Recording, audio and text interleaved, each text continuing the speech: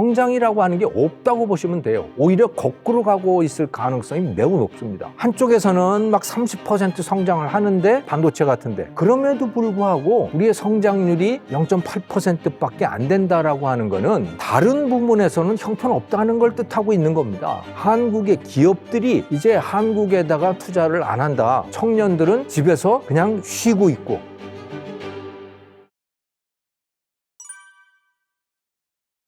꽤 선방을 했죠. 아마도 2025년 성장률로 따지면 GDP 성장률이 0.8%에서 1% 정도?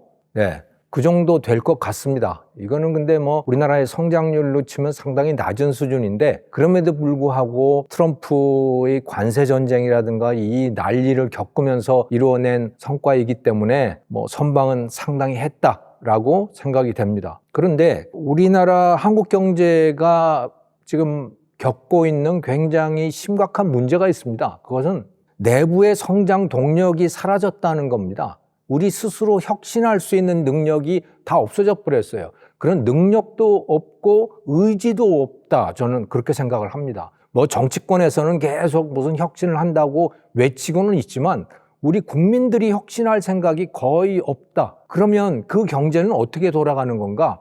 우리의 성장 동력에 의해서 돌아가는 게 아니고 외부 환경이 어떻게 변하느냐에 따라서 우리가 잘 되기도 하고 못 되기도 하고 이런 식으로 결정이 됩니다. 올해가 정확히 그랬었다는 말씀이죠. 자, 올해 우리에게 불리했던 상황은 뭐냐? 그건 바로 트럼프의 관세 전쟁이죠. 그래서 처음에는 상호 관세를 가지고 뭐 25%의 관세를 때렸다가 또 뭐 협상을 해서 그것을 15%로 내리고 그걸 하기 위해서 3,500억 달러를 미국에 투자한다고 하고 뭐 아무튼 이 야단 법석을 거치지 않았어요. 이거는 분명히 우리 경제에 안 좋은 충격이었습니다. 그런데 또 한편으로 보면 말이죠. 그거 못지않게 굉장히 그것을 얼마든지 커버하고도 남을 만한 좋은 충격이 또 있었습니다. 그것은 바로 반도체 수출, 또 방위산업에서의 수출 증가 이런 것들이거든요. 그러니까 지금 전 세계의 흐름을 보면 트럼프라고 하는 요인과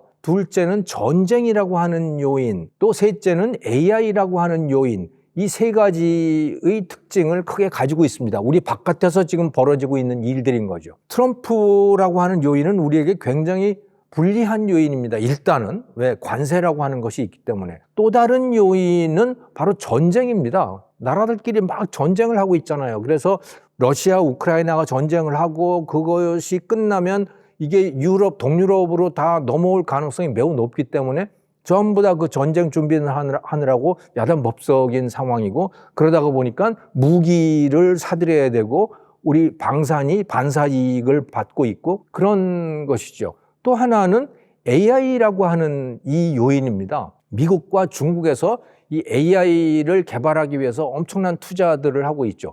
이것도 우리나라의 현상이 아니고 그들의 현상인 거예요. 미국에서 투자를 하고 데이터 센터에다가 중국에서 투자를 하고 이렇게 하다가 보니까 반도체를 엄청나게 사용하게 되는 거고 특히 미국에서 많이 쓰고 있는 HBM이라고 하는 바로 이 부분 이게 다 이제 그 D램을 다 적층을 해서 쌓아서 만들어 놓은 제품 아니겠습니까? 그러니까 D램 수요가 엄청나게 늘어나게 되고 그게 우리나라의 SK하이닉스와 삼성전자의 수출을 엄청나게 늘려놓았죠. 그래서 1,300억 달러 정도였던 것을 올해는 1,650억 달러, 뭐 그래서 거의 한 30% 정도 수출이 늘어나는 이런 현상을 겪었던 겁니다. 그러니까 자, 이 반도체라든가 또 방위산업이라든가 또 원자력 산업이라든가 전력 관련된 산업 이건 다 이제 외부적인 요인에 의해서 우리의 매출이 늘어나는 것들입니다. 우리가 잘해서라기보다 그들이 굉장히 우리 제품을 갑자기 많이 쓰게 된 거예요. 그래서 늘어나게 된 건데요.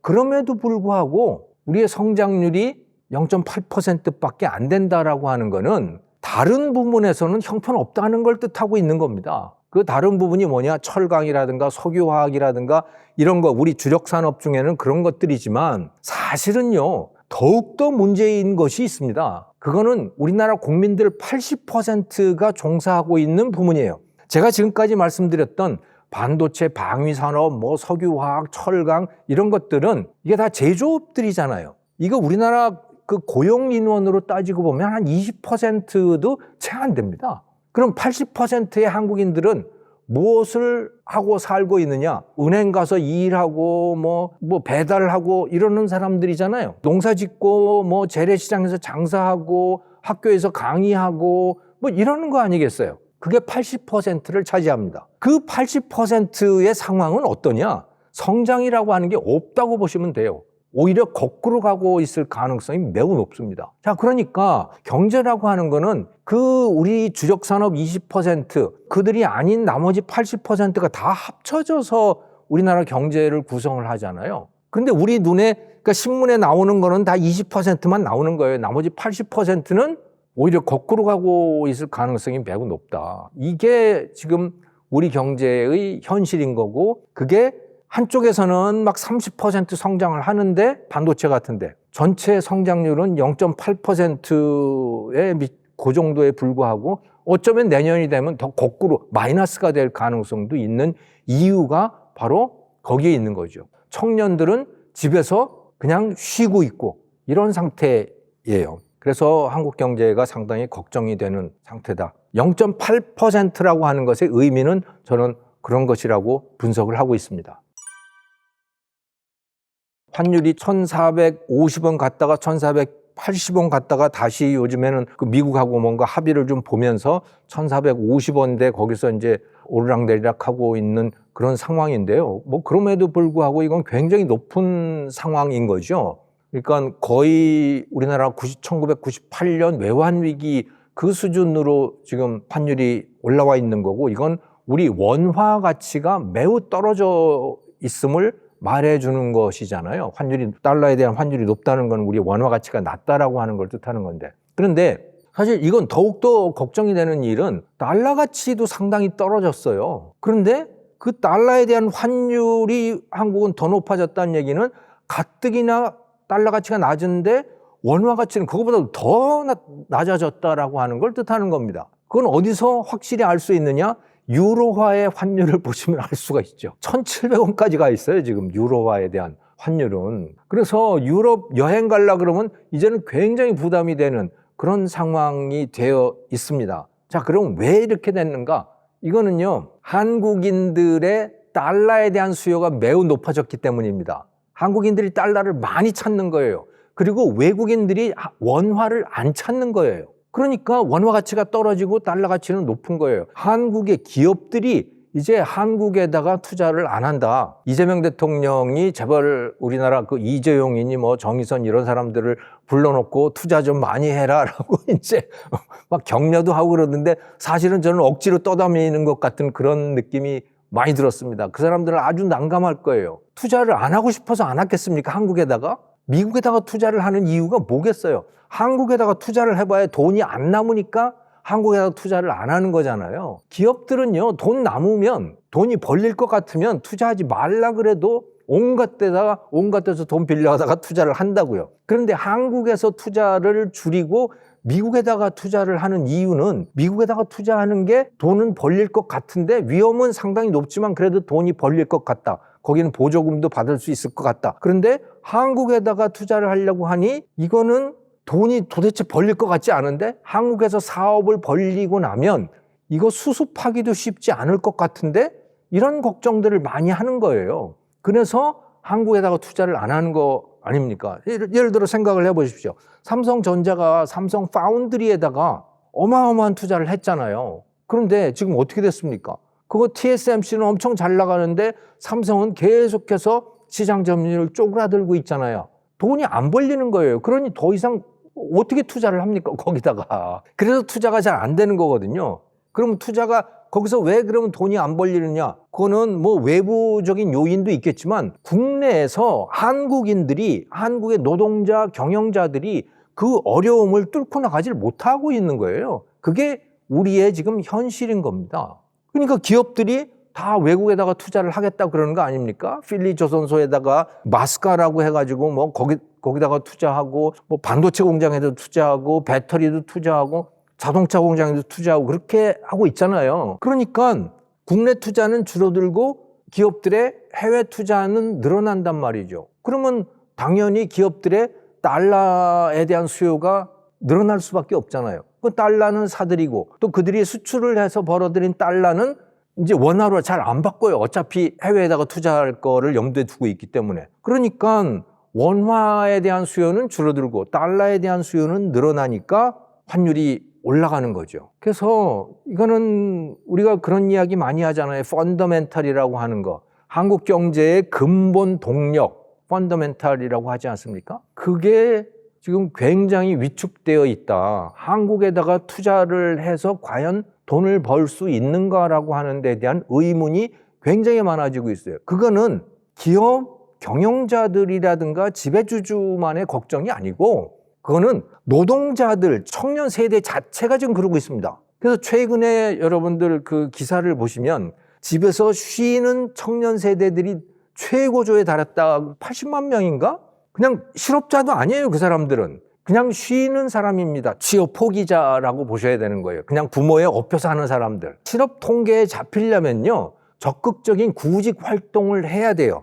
그러니까 실업 통계에 잡히는 그 4%, 5%라고 하는 사람들은 적극적으로 노동시장에, 취업시장에 나가서 직업을 구하려고 노력을 하는데도 직업을 못 구하는 사람, 그 사람은 실업자로 통계가 잡혀요. 근데 그렇지 않고 아예 구직 활동을 안 하는 사람들 있잖아요. 그런 사람들은 실업자도 아니에요. 그런데 그 사람은 더욱더 심각한 실업자들이잖아요. 그건 실업 통계에 안 잡힙니다. 근데 그 사람들이 급격하게 늘어나고 있는 상황입니다. 그러니까 나가서 일해봐야 돈 못 버네? 이거잖아요. 그러니까 상당히 눈은 높아져 있는데 그만한 일자리는 만들어지지 않아. 그거를 왜 투자를 안 해? 투자를 안 하는 이유는 돈이 안 벌릴 것 같아. 이게 지금 우리나라에서 벌어지고 있는 악순환이다. 이렇게 이해를 하시면 되는 거죠. 그러니까 이 울산 조선소라든가 또 거제 조선소라든가 이런 데 보면 전체 일하는 근로자들의 한 70%가 외국인이라는 거 아닙니까? 그런데 한편에서는 또 적극적으로 쉬는 청년들, 이런 사람들은 급격하게 늘어나고 지금 우리나라가 지금 이런 상태입니다. 네.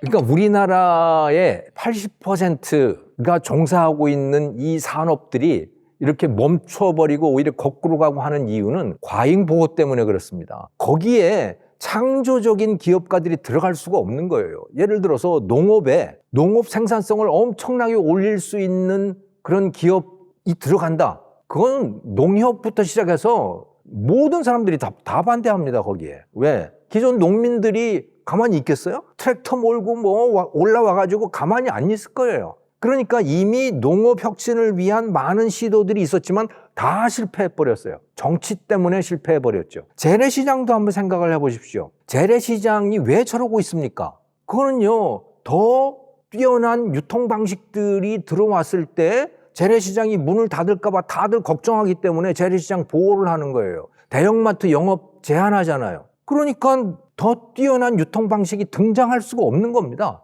그거를 정치가 막기 때문에 그런 거예요. 마찬가지로 공교육, 교육에도 어마어마한 인원들이 근무를 하고 있잖아요. 그 공교육 혁신을 한다고 생각을 해보십시오. 우리나라의 어린 아이들, 중고등학교 학생들, 이런 사람들을 글로벌 인재로 키워내는 겁니다. 그게 교육의 혁신이에요. 현재 지금 우리가 필요로 하는 교육의 혁신입니다. 그렇게 하려면 어떻게 해야 되죠? 첫 번째, 제일 필요한 게 원어민 강사들을 불러들이는 겁니다. 예. 그리고 한국인들 중에서도 글로벌 수준에 올라가 있는 사람들을 학교 현장에 집어넣을 수 있어야 돼요. 그런 사람들이 학교 현장에 들어가서 학생들을 가르칠 수 있어야 됩니다. K-팝에서 그 실력을 갈고 닦은 사람들이 학교 현장으로 들어갈 수 있어야 돼요. 그런데 그렇게 가능한가요? 무슨 자격증이니 뭐 오만 거 뭐 노조니 뭐 해가지고 절대로 불가능합니다. 그럼 교육혁신 불가능하죠. 그러니까 우리나라 지금 80%의 사람들이 일하고 있는 이 모든 분야들이요, 다 혁신이라고 하는 건 불가능해요. 정치 때문에, 기득권 보호 때문에 불가능합니다. 그러니까 거꾸로 가고 있는 거예요, 다. 그나마 괜찮은 게 우리나라를 그래도 뭐 국민소득 몇천 달러에서 지금 3만 달러, 3만 5천 달러까지 이렇게 끌어올린 그 원동력은 우리가 소위 주력 산업이라고 부르는 그 제조업들인 거죠. 반도체라든가 자동차라든가 뭐 디스플레이라든가 뭐 스마트폰이라든가 이런 것들이잖아요. 여기에 들어가서 근무하면 뭐 연봉 웬만하면 1억 벌고 뭐 이렇잖아요. 그러니까 그게 우리 평균을 높여놓는 거예요. 그게 그 사람들이 또 시장에 와서 돈을 쓰니까 그나마도 뭐 옛날 방식 그대로 일을 하더라도 뭐 매출도 생기고 다 그러는 거죠. 농업 생산성 형편없더라도 우리나라 농산물 값이 세계에서 제일 비싸더라도 그래도 거기서 돈 벌어서 그냥 사 먹는 겁니다. 다른 방도가 없기 때문에. 그런데 이제 그것도 끝나가고 있는 겁니다.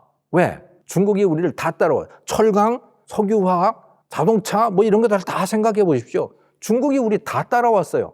그런데 지금 우리가 그나마 요거는 괜찮아. 신성장 산업이야라고 하는 거는요. 그거는 신성장 산업이 아니고요. 미국하고 중국하고 싸우는 바람에 안 그랬으면 중국한테 다 따라잡혔을 텐데 미국이 중국을 떼어내고 있는, 그렇게 해서 미국이 자기 물건 팔 수 없는 시장들이 생겨난 거예요. 거기서 우리가 옛날처럼 팔 수 있게 된 겁니다. 그게 조방원, 반도체 이런 데라고 보시면 되는 거예요. 그러니까 반사이익으로 겨우 지금 우리는 가고 있는 그런 상황인 겁니다. 그래서 우리가 정말 새롭게 태어나고 싶다 하면 지금까지 과잉보호해왔던 이 분야들이요, 이제 완전히 제조업, 과거의 전자산업, 자동차 산업 이런 것들이 혁신하듯이 혁신이 돼야 돼요. 대표적으로 농업 한번 생각을 해보세요. 농업에 지금 농사 짓는 사람들이 누굽니까? 70도 넘었어요. 무슨 농사를 지어요, 거기서. 무슨 아이디어가 나오겠어요? 무슨 혁신이 이루어져요? 거기에 이제 대학 다니는 사람들이 농사 현장으로 들어가서 그 사람들이 거기에 들어가서 1년에 수십억씩 벌 수 있는 그런 판들이 만들어져야 되거든요. 얼마든지 저는 가능하다고 봐요. 왜? 저는 농업에서 중국이 저는 그야말로 뭐 블루오션이라고 봅니다. 중국이. 왜냐? 중국 사람들이 자동차라든가 이런 거 뭐 엄청 잘 만들잖아요, 지금. 그런데 안전은 못 만들어요. 식품 안전은 못 해요. 중국 사람들도 스스로 자기들 농산품을 못 믿어요. 그러면 한국이 더 값싸게 더 안전한 농산물을 얼마든지 공급해 줄 수 있어요. 그럼 이건 대박입니다. 식품 분야. 그런데 그렇게 하려면 젊은 사람들이 들어가야 되잖아요. 반도체 같은 거 이런 걸 하는 사람들이 농업으로 들어가야 돼요. 그래서 기존 농민들을 다 내보내야 돼요. 완전히 새로운 농업이 만들어져야 됩니다. 그렇게 됩니까 지금? 어림없는 일이죠. 그거는 교육도 마찬가지고요. 이제 그 분야가 싹 다 바뀌어야 되는데 지금 우리가 소위 전통산업이라고 하는 거. 근데 이거는 한국인들의 정서가 바뀌어야 되는 거기 때문에 저는 가능성이 별로 없다고 생각합니다. 제가 그래서 뭐 교육에 대한 책도 많이 쓰고 그럽니다만 그런 분야가 너무너무 안타까워요. 그건 공무원도 마찬가지고요. 지금 뭐 택시 마찬가지고 세상에요. 뭐 정말 못 사는 나라 가봐도요. 우버가 다 있어요, 여러분. 우버라고 우리나라도 우버 택시 있지만 그 우버 택시가 아니고요. 그냥 누구나 우버 가입을 하면 누구나 자기 자동차 가지고 나가서 우버 영업을 할 수가 있어요. 공항에서 그래서 그 우버 앱 가지고 다 우버 차를 부를 수 있잖아요. 우리나라는 안 됩니다. 왜? 기존의 택시 회사, 기존의 택시 기사들이 그걸 도저히 용납 못하기 때문에. 그러면 뭐예요? 그러니까 아직도 우리나라의 관광객들을 택시 바가지 씌우고 하는 일이 아직도 있는 이유가 바로 그겁니다. 네, 제가 너무 열을 받아서. 아무튼 그래서 전통산업은 정말 한국인들의 의식이 환골탈태하지 않으면 이건 바꾸기 어려운데 그게 우리의 한계로 작용하고 있다는 말씀을 드립니다. 상황이 크게 달라지지는 않을 거라고 봐요. 예, 우리나라의 내부의 동력, 내부의 혁신 동력은 약간 더 약해지지 않을까라고 하는 생각이 들어요. 왜냐하면 사람들의 연령이 높아지고 일단 저 같은 사람들이 많아지잖아요. 나이가 많아진단 말이죠. 그럼 동력이 떨어지죠. 당연히 청년들의 인구는 줄어드는데 그 청년들은 또 현재 상황을 잘 받아들이질 않아요. 그냥 그래서 어려운 일을 하기보다는 적극적으로 쉬는 사람들이 점점 많아지는 이런 상황이죠. 이거를 어떻게 바꿀 수는 없을 것 같아요. 이거는 바꿀 방법이 없다. 근데 이제 외부의 환경이 어떻게 되느냐라고 하는 게 굉장히 이제 내년에도 우리 경제를 좌지우지할 거다. 그러면 외부의 상황은 어떠한가? 트럼프의 압박, 이거는 조금 줄어들 가능성이 높아요. 왜냐하면 올해 어느 정도는 이 타결을 받기 때문에. 그래서 팩트 시트라고 하는 것도 만들었고, 투자를 어떻게 한다는 것도 그 상당한 윤곽이 정해졌고, 미국에다가 투자라고 하는 거 그렇게 돼 있죠. 또 AI라고 하는 것은 아마도 내년에도 투자가 늘어나지 않을까라는 그런 생각을 해봐요. 그러니까 AI에 관련돼서 사람들이 걱정을 많이 하는 거는 지금까지는 굉장히 투자를 많이 했고 그것 때문에 반도체 수요도 늘고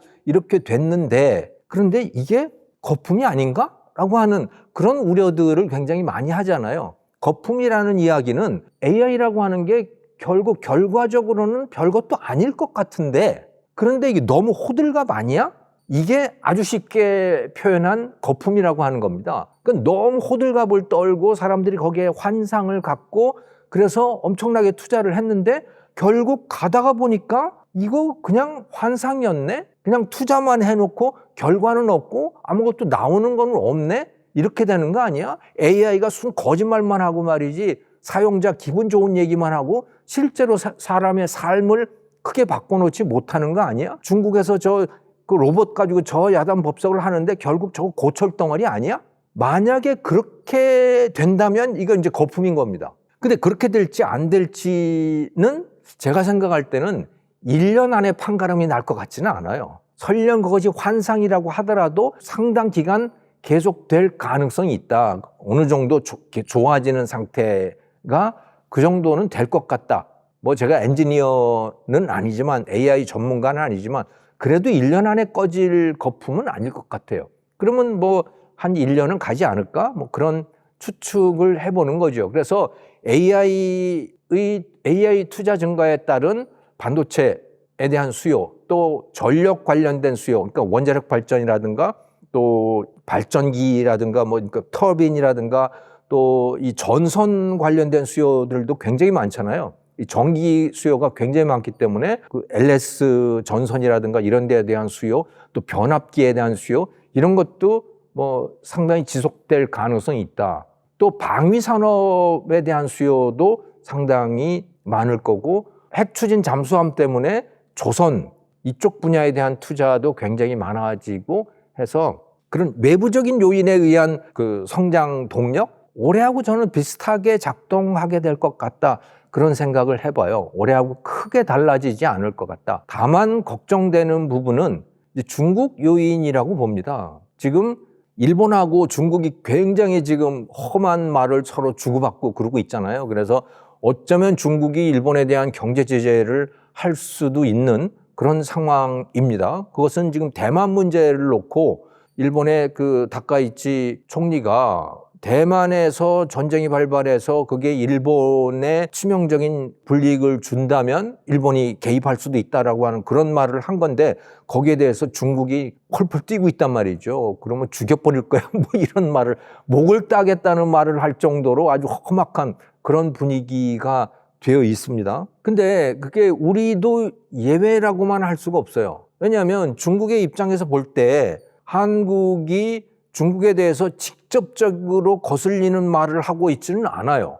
그런데 매우 행동은 거슬리는 상황입니다. 중국의 입장에서 봤을 때. 그게 뭐냐? 한국의 마스카 프로젝트를 생각을 한번 해보세요. 이거는 미국에 들어가서 미국의 조선업을 부활을 시키겠다는 거잖아요. 그 미국이 조선업 부활을 꿈꾸는 이유, 그걸 추진하는 이유는 중국을 누르기 위해서입니다. 그러니까 중국의 입장에서 봤을 때는, 중국인들의 입장에서 한국이 아주 괘씸하죠. 아니 저것들이 지금 그 중국이 굉장히 힘을 들여서 추진하고 있는 게 태평양 패권이거든요.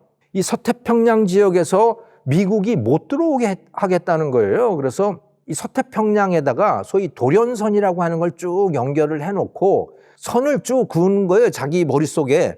그 선 안쪽으로 미국이 못 들어와 라고 하는 작전 개념을 지금 세워놓은 거예요. 그래서 거기에 들어오면 중국이 극초음속 미사일이라고 하는 것도 이 드론, 중국이 드론 엄청나게 생산하고 있잖아요. 그 드론 그룹을 형성을 해가지고 그걸로 그 미국의 항공모함이라든가 이런 게 들어오면 박살을 내겠다라고 하는 거거든요. 만약에 전쟁이 벌어졌을 때. 그래서 그 미국의 예산 전략 그 평가 분석 기관이 분석해 놓은 결과를 보면 대만에서 전쟁이 벌어졌을 때 미국의 항공모함은 대만에서 1000km 밖에 주둔을 하고 있어야 된다. 거기에 밖에다 정박을 하고 대만을 지원하든지 어떻게 해야 된다.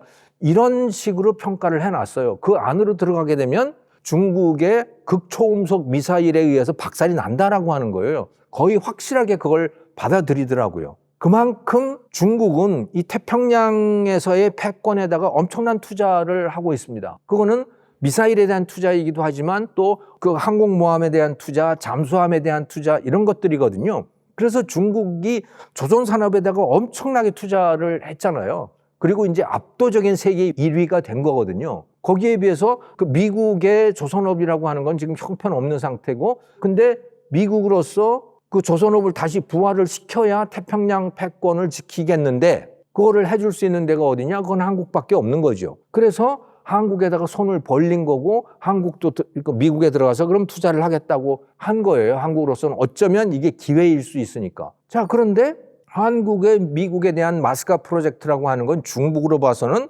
이거는 정면 도전하는 거거든요. 한국이 중국에 정면 도전하는 거예요, 지금. 그럴 의향은 없죠, 우리는. 우리는 그냥 돈을 벌고 싶은 것일 뿐인데 중국의 입장에서는 결과적으로 한국이 중국에 도전하는 거거든요. 그거는 핵잠수함 그거 똑같지 않습니까, 지금? 네, 핵추진 잠수함. 그러니까 중국의 입장에서 보면 한국이 아주 괘씸할 수밖에 없는 거예요. 그런데 그럼에도 불구하고 뭐 이재명 대통령이 시진핑 주석을 만나서 뭐 서로 웃기도 하고 뭐 악수도 하고 그러니까 내놓고 아주 심하게 할 수는 없지만 그럼에도 불구하고 주한 중국 대사라든가 또는 그 글로벌 타임스라고 하는 그 중국 공산당 기관지라든가 이런 데에서는 꽤 경고를 하고 있는 상황입니다. 그러니까 사실은 2026년에 중국이 한국에 대해서 뭘 어떻게 할지 몰라요. 이건 평화로울 수 없는 상황인 겁니다. 왜? 한국이 결과적으로 중국에 치명타를 가할 수도 있는 것이기 때문에 그러한 것이죠. 네. 그래서 저는 중국이라고 하는 요인이 굉장히 중요한 복병이다 이렇게 봅니다. 만약에 중국이 얼마 전에 그러했듯이 한화오션이라든가 한화그룹 5개 계열사에 대해서 경제 제재를 가했다가 지금 풀었잖아요. 근데 그런 거를 얼마든지 다시 할 수도 있는 겁니다, 지금. 그건 지난번 사드 배치 때 한번 생각을 해보세요. 우리가 그때 굉장히 치명타를 입었고 중국이 엄청나게 화를 내고 그랬잖아요. 뭐 언제든지 다시 그게 반복될 수 있는 상황이거든요. 그렇게 할 수 있는 아주 치명적인 급소가 히토류에 대한 제재입니다. 우리나라 방위산업도 그렇고 조선산업도 그렇고 우리 뭐 잠수함 만드는 거, 미사일 만드는 거, 자동차, 특히 전기자동차 만드는 거, 디스플레이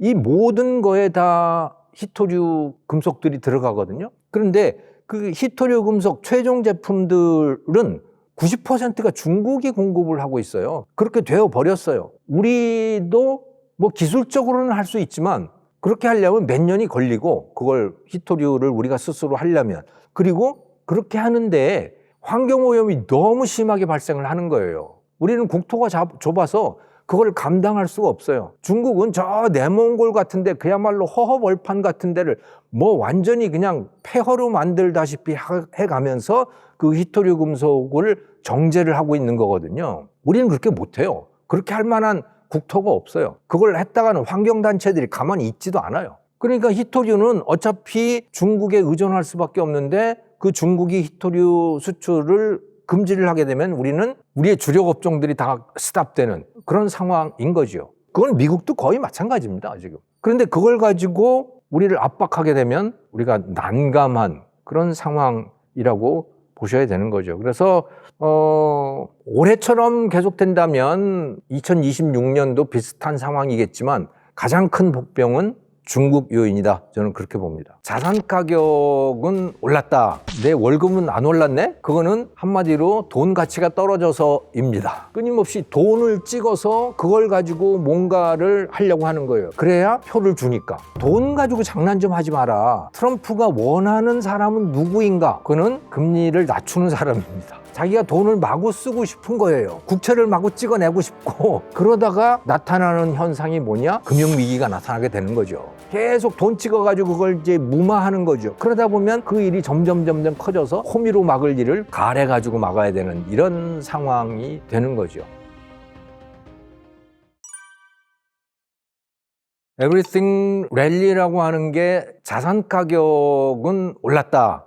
비트코인도 오르고 금도 오르고 주가도 오르고 다 올랐는데 내 월급은 안 올랐네? 라고 하는 그런 현상을 부르고 있는 거죠. 저는 그렇게 이해를 했습니다. 자, 내 월급은 왜 안 올랐을까? 그거는요, 기업들이 여러분들을 고용하고 있는 그 기업들이 돈을 별로 못 벌기 때문에 그래서 월급은 안 오르는 거죠. 또 투자가 잘 이루어지지 않기 때문에 새로운 취업, 고용 수요 이것도 없어요. 그러니까 잘 안 오르는 거예요, 월급은. 자, 그런데 왜 자산 가격은 오르는가? 그거는 한마디로 돈 가치가 떨어져서입니다. 돈 가치가 떨어져서. 어려운 말로 하면 유동성이 늘어났기 때문에 그렇다고 이야기를 하죠. 유동성은 그럼 뭘 뜻하는 것인가? 시중에 돈이 많이 돌아다닌다 라는 거예요. 시중에 돈이 많이 돌아다닌다. 그리고 그것의 궁극적인 원인은 뭐냐? 은행이 대출을 많이 해준다는 거예요. 은행이 싼 이자로 대출을 많이 해주면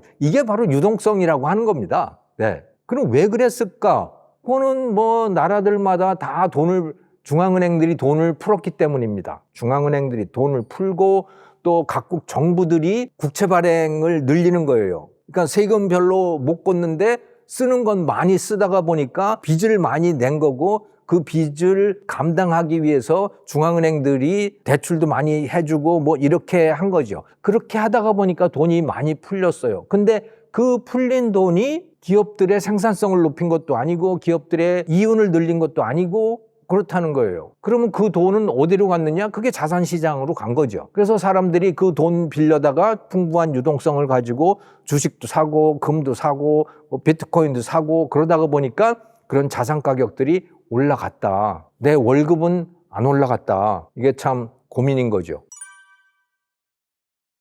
그래서 경제학자들이 옛날부터 특히 그 오스트리아 학파라고 하는 사람들이 하는 이야기가 돈 가지고 장난 좀 하지 마라 라는 이야기를 자꾸 하는 거예요. 경제라고 하는 건 기본적으로 사람들의 생산성이 올라가야 그래야 사람들이 잘 살게 되는 거지 돈 풀어서 그걸 가지고 경기를 좋게 만들려고 하는 건 잠깐 효과가 나타날지 모르겠지만 결국은 가다 보면 물가만 올리게 되고 그게 경제를 망치는 거야. 사람들은 오히려 그것 때문에 더 생산성은 떨어지게 될 수 있어. 그리고 경제를 왜곡시키는 거야. 이런 말들을 쭉 해오는 거거든요. 그런데 끊임없이 정치 또 이 행정이라고 하는 것은 끊임없이 돈을 찍어서 그걸 가지고 뭔가를 하려고 하는 거예요. 그걸 가지고 사람들한테 뭔가를 베풀고 싶어 하는 거죠. 그래야 표를 주니까. 그 일이 지금 끊임없이 반복되고 있다.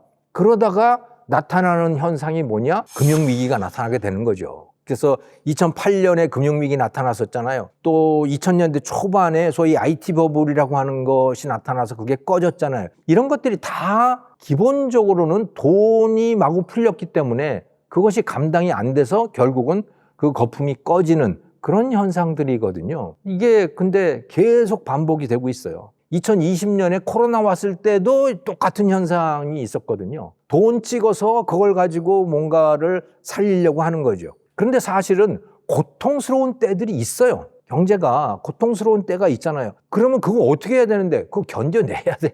그걸 그때 견디면 좋은 때가 오는 거예요. 근데 그렇게 안 해요. 계속 돈 찍어가지고 그걸 이제 무마하는 거죠. 그러다 보면 그 일이 점점 커져서 이 호미로 막을 일을 가래가지고 막아야 되는 이런 상황이 되는 거죠. Everything Rally라고 하는 것도 지금 그런 일이 진행되는 과정이다.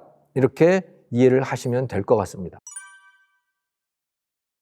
과거에 그런 것들이 많았는데요. 제일 가까운 것은 2020년이에요. 방금 말씀을 드렸지만 2020년에 코로나가 왔을 때 어떻게 했습니까? 그게 2020년 초부터 시작이 됐잖아요. 그래서 2020년 2월, 3월이 되면 경제가 완전히 거의 무너지다시피 했죠. 그래서 실업률도 엄청나게 올라가고 사람들이 다 집에 꽁꽁 이제 숨어 있는 상태가 되어버리니까 비행기도 다 멈추고 버스도 멈추고 다 그렇게 됐잖아요. 그럼 이걸 어떻게 해야 되는가? 그때 모든 나라의 중앙은행들이 했던 일이 뭡니까? 돈 풀어내는 거였어요. 그래서 그 당시에 기준금리가 그 이전에 미국 같으면 한 3% 됐고 우리나라도 거의 한 3% 됐는데 다른 모든 나라들이 다 마찬가지였죠. 3%, 5% 그 정도였는데 기준금리를 어떻게 했느냐? 0%, 유럽 같으면 마이너스로 했어요. 아무튼 거의 제로금리 수준으로 다 그 중앙은행이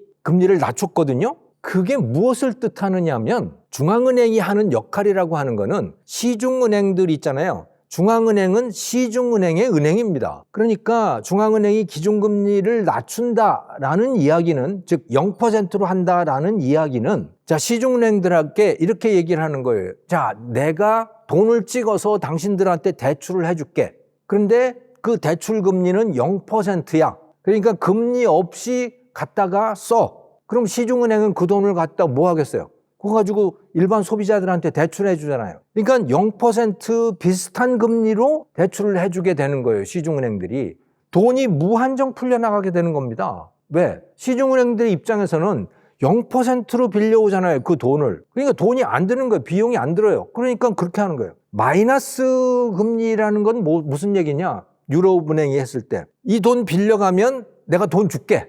이겁니다. 그게 마이너스 금리예요. 그건 일본도 마찬가지였어요. 이 돈 빌려다가 쓰면 내가 이자 오히려 마이너스로 해가지고 이자 너한테 줄게. 이런 거예요. 그러니까 이거는 마구 찍어내는 거죠, 돈을. 중앙은행이라고 하는 거는 그냥 돈을 찍어내는 기관이잖아요. 그걸 했던 겁니다. 거기다가 또 뭐를 했었느냐? 양적 완화라고 하는 거를 했습니다. 우리나라는 안 했는데 일본, 미국, 유럽 중앙은행 이런 데들이 다 했어요. 양적 완화는 뭐냐? 조금 전에 기준금리라고 하는 거는 시중은행들한테 돈을 빌려주는 거라고 했잖아요. 중앙은행이 시중은행한테 돈 빌려주는 거. 양적 완화는 그게 아니고요. 중앙은행이 그냥 돈을 찍어서 그걸 가지고 국채도 사들이고요. 자기의 자산을 직접 사들이는 겁니다. 그래서 정부가 찍은 국채, 그거를 중앙은행이 직접 사줘요. 거의 제로금리로 사는 거예요.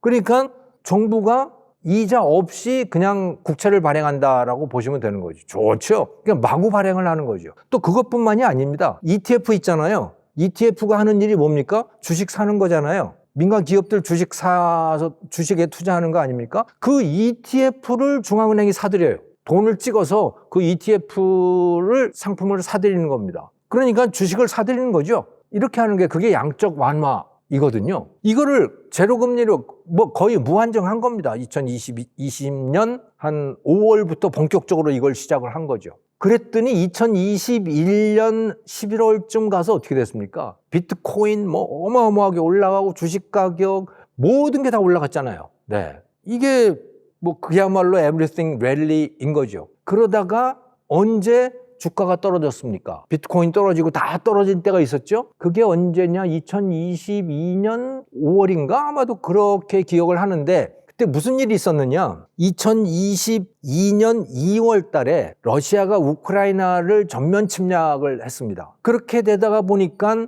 석유 수출도 멈추게 되고 식량 수출도 멈추게 되고 그랬잖아요. 그 흑해를 통해서 수출되는 석유와 또 식량 이런 것들이 굉장히 많았었거든요. 왜? 우크라이나가 곡창이잖아요. 그 러시아에서 석유도 많이 나는데 그게 지중해를 통해서 수출되고 하는 거는 다 흑해를 통했는데 거기서 전쟁이 벌어지다 보니까 그게 멈추게 된 거예요. 그래서 전 세계적으로 식량 가격이 높아지고 석유 가격이 높아지고 그러다 보니까 물가가 높아진 거예요. 거기에다가 돈 많이 풀린 게 자산시장으로만 간 게 아니고 이제 전반적인 물가도 높이는 식으로 작용을 하게 된 겁니다. 그랬더니 이제 중앙은행들이 급하게 된 거죠. 왜? 중앙은행이 하는 역할이라고 하는 것이 크게 보면 두 가지입니다. 첫 번째는 물가를 잡는 거예요. 물가를 한 2% 수준에서 잡는 거이죠. 또 다른 하나는 완전 고용을 유지하는 거. 이 두 가지를 목표로 하고 있습니다. 중앙은행들이 대부분. 그런데 물가가, 특히 미국 물가가 물가 상승률이 한 9%까지 올라가게 된 거예요. 이들이 원래 지키고자 하는 건 한 2% 정도인데요. 엄청나게 올라갔잖아요. 그러니까 야, 큰일 났다. 그래서 갑자기 이제 막 기준금리를 그래서 거의 0% 수준에서 5%까지 올리고 뭐 이랬죠. 다른 데도 다 비슷하게 이제 따라갈 수밖에 없는 상황이 돼버린 거죠. 이렇게 되니까 또 갑자기 자산 가격들이 떨어졌죠. 그러니까 이건 다 지금 돈의 조화입니다. 돈의 조화라고 하는 거는 중앙은행도 사실은 상당히 정치적인 기관이에요. 그러니까 이 돈을 조이고 또 풀고 하면서 소위 경기 조절을 한다라고 하는 건데 여기에 따라서 자산 시장이 덩달아서 오르고 내리고 하는 이런 현상을 되풀이할 수밖에 없는 거죠. 이거는 상당히 비극입니다.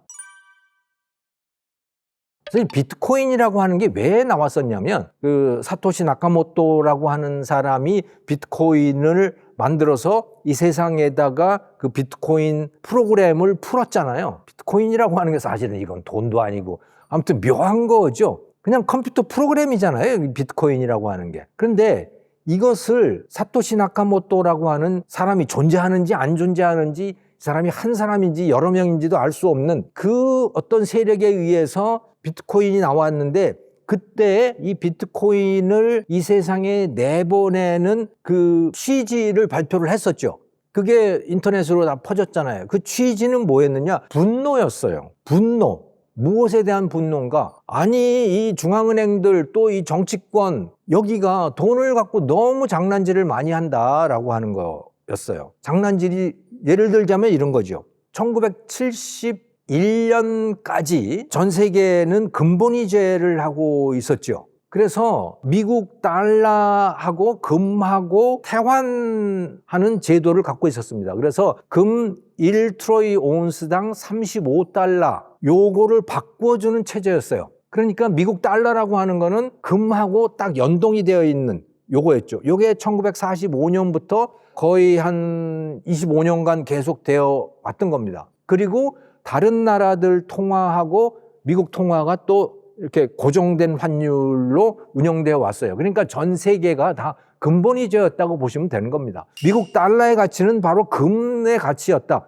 이렇게 보시면 되는 거죠. 그런데 닉슨이 대통령이 되면서 이걸 일방적으로 폐기를 하잖아요. 소위 금태환 중지라고 하는 걸 하는 거죠. 그리고 나서 이제 달러를 마구 찍어내는 겁니다. 그 이전까지는 이 달러의 가치를 금하고 연동을 시키려면요. 달러를 함부로 찍어낼 수 없는 거예요. 왜? 함부로 찍어냈다가는 그거 가지고 달러 가지고 와서 그걸 금으로 바꿔달라고 하면 어떡할 거예요? 감당이 안 되잖아요. 미국 연준이 갖고 있는 달러의 양이라고 하는 게 딱 고정이 되어 있는 상태이기 때문에 그러니까 함부로 달러를 찍을 수 없었는데 이제 그렇게 하다 보니까 너무 불편한 거죠. 미국의 입장에서는.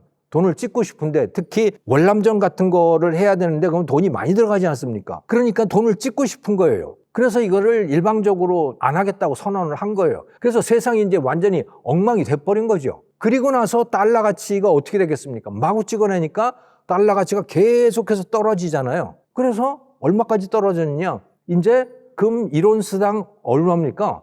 이제 거의 한 4만 달러 되지 않았어요? 금 1온스가 35달러였다가 지금 그거하고는 비교도 안 될 정도로 금값이 올라가 있습니다. 그거는 왜 그러느냐? 금값이 올랐다기보다 달러값이 떨어진 겁니다. 달러의 가치가 그만큼 떨어진 거예요. 그러니까 사토시 나카모토가 거기에 대해서 분노를 하는 거죠. 무슨 짓을 하는 거냐, 너희들이. 그래서 비트코인이라고 하는 거는 어떻게 했습니까? 공급량을 딱 정해놨잖아요. 그래서 지금 거의 그거 한 90% 가지 않았나? 네, 그래서 그거를 이제 퍼즐을 풀면, 암호를 풀게 되면 거기서 비트코인이 생성이 되는데 그 궁극적인 지향점, 그거는 2천만 개인가 아마도 그렇게 딱 수량이 정해져 있을 거예요. 그렇게 만든 이유는 세상의 이 중앙은행들 또 그리고 정치라고 하는 것이 너무 돈 가지고 장난을 한다. 비트코인은 그런 거 안 할 거야. 돈 가지고 장난치지 않는 돈을 만든다. 그게 비트코인을 만든 취지였어요. 그러면 그 사토시 나카모토가 중앙은행들에게 또는 정치권에게 또는 정치인들에게 또는 전 세계의 대중들에게 하고 싶었던 것은 무슨 말을 하고 싶었던 거냐? 예를 들어서 월남전을 치른다라고 생각을 해보시죠. 사토시 나카모토 비트코인의 창시자의 입장에서 봤을 때 어떻게 해야 되는 거냐? 월남전에서 돈 쓰고 싶으면 다른 데서 줄여. 그게 맞는 거지. 돈을 찍어서 그거를 하게 되면 결과적으로는 다른 데서 줄이게 되는데 눈 가리고 아웅하는 거 아니야? 그거는 당연히 다른 데서 돈을 쓰려면 이쪽에서는 줄여야 되는 그 고통을 감수를 해야 되는 거야 라는 말을 하고 있는 겁니다. 이거는 철칙이죠, 사실은. 그런데 돈을 찍어서 뭔가를 한다는 건 무슨 얘기냐? 눈 가리고 아웅을 하는 거죠. 근데 우리는 끊임없이 그 일을 하고 있는 거예요. 끊임없이 그거를 하고 있는 거죠. 무한정 올라갈 수는 없는 거죠. 어느 정도 올라가다가는 붕괴하겠죠. 출렁거리겠죠. 이게 거품이 붕괴된다는 현상인 거죠. 언제 그게 올까? 그건 사실은 아무도 몰라요. 아무도 모르지만 영원히 그게 계속될 수 없다는 거는 분명한 사실인 거죠. 그리고 그게 끊임없이 반복되어 왔습니다. 그럼에도 불구하고 사람들은 당장의 고통을 당하고 싶지 않거든요. 그러니까 돈 가지고 그거를 덮으려고 하는 거예요. 근데 고통이 덮어지는 게 아니잖아요. 잠시 미루는 것일 뿐이죠. 근데 그 일은 반복되고 있는 거죠. 그러니까 거품의 붕괴 현상은요, 끊임없이 반복되어 왔어요. 끊임없이 반복되었고, 그때마다 사람들은 이번에는 아닐 거야 라고 하는데, 세월이 지나면 또 붕괴하고 그래 왔었죠. 그냥 그렇게 사는 게 인간의 모습인 것 같습니다. 저는 두 가지의 상반되는 현상이 나타날 거라고 보는데요. 첫 번째는 미국의 연준 의장이 바뀌는 거예요. 파월이 분명히 바뀌겠죠. 그래서 트럼프 대통령이 자기가 원하는 사람을 의장으로 앉히게 되겠죠, 보나마나. 그러면 트럼프가 원하는 사람은 누구인가? 그는 금리를 낮추는 사람입니다. 금리를 낮추어서 자기가 돈을 마구 쓰고 싶은 거예요. 국채를 마구 찍어내고 싶고, 지금은요, 금리가 높기 때문에 국채를 찍어내면 그게 굉장히 부담이 되는 거예요. 자꾸 미국 국채가 그 원리금 상환 부담이 늘어나잖아요. 그러니까 금리를 낮추고 싶어요. 근데 파월이 잘 말을 안 들어요. 계속 압박을 가하는데도 이 사람이 아주 순한 사람처럼 보이긴 하는데 고집이 상당히 세더라고요. 근데 파월이 나가고 자기가 원하는 사람이 되면 그러면 금리를 낮추게 되겠죠. 그래서 그런 흐름이 하나가 있어요. 근데 상반된 흐름도 또 있어요. 그게 뭐냐? 나라들마다 국채 발행이 늘어나게 될 거예요. 미국도 그렇고 유럽도 마찬가지고 우리나라도 그렇게 되고 모든 나라들의 국채 발행이 늘어날 가능성이 매우 높습니다. 왜? 가장 중요한 것은 국방비, 군사비 지출이 늘어나기 때문이에요. 모든 나라들이 다 GDP의 3.5% 또는 5%까지 국방비 지출을 늘리겠다고 하잖아요. 우리도 3.5%로 하겠다 그랬죠? 2.3%에 3.5%로. 그거는 일본도 그러죠? 독일도 그러죠? 프랑스, 영국, 거의 모든 나라들이 다 그렇습니다. 왜? 전쟁의 시대잖아요. 거기다가 트럼프가 나 너희들 못 지켜줘. 그러니까 너희들이 알아서 지켜. 이렇게 하고 있잖아요. 그러니까 나라들마다 다 국방비 지출을 늘려야 돼요. 지금은 1%, 한 2% 요 정도로 쓰고 있는데 이거를 3.5%, 5%까지 늘려야 되는 그런 상황이니 그 돈을 어떻게 마련을 하겠어요? 이거를 복지 지출을 줄여서 쓴다? 이거는 다 못하는 거예요. 교육비 지출을 줄여서 쓴다? 이것도 못하는 거예요. 그럼 어떻게 하죠? 그럼 이제 국채 발행을 늘릴 수밖에 없잖아요. 우리나라도 분명히 그럽니다. 정부가 빚을 늘릴 수밖에 없어요. 그럼 국채 발행을 늘린다. 그러면 그 국채 가격은 어떻게 되겠습니까? 공급이 늘어나면 가격은 떨어지죠. 국채 가격이 떨어집니다. 국채 가격이 떨어진다는 얘기는 무슨 얘기입니까? 바로 국채를 사는 사람들에게 지불해야 하는 금리가 높아진다는 걸 뜻하는 겁니다. 예를 들어서 국채의 채권이라고 하는 건 상환 금액이 정해져 있잖아요. 예를 들어 3년 후에 100만 원을 갚는 국채다. 그런데 이게 값이 떨어진다는 얘기는 3만 원을 갚아야 되는데 지금 얼마에 팔아야 되느냐? 그 2만 원에 팔아야 돼. 예전에는 2만 5천 원이면 팔 수 있었는데 이제는 2만 원으로 팔 수밖에 없어. 그러면 그거를 사들이는 사람이 가져가는 금리는 어떻게 되는 거예요? 높아지는 거죠, 수익률이. 그러니까 국채의 수익률이 높아지는 겁니다.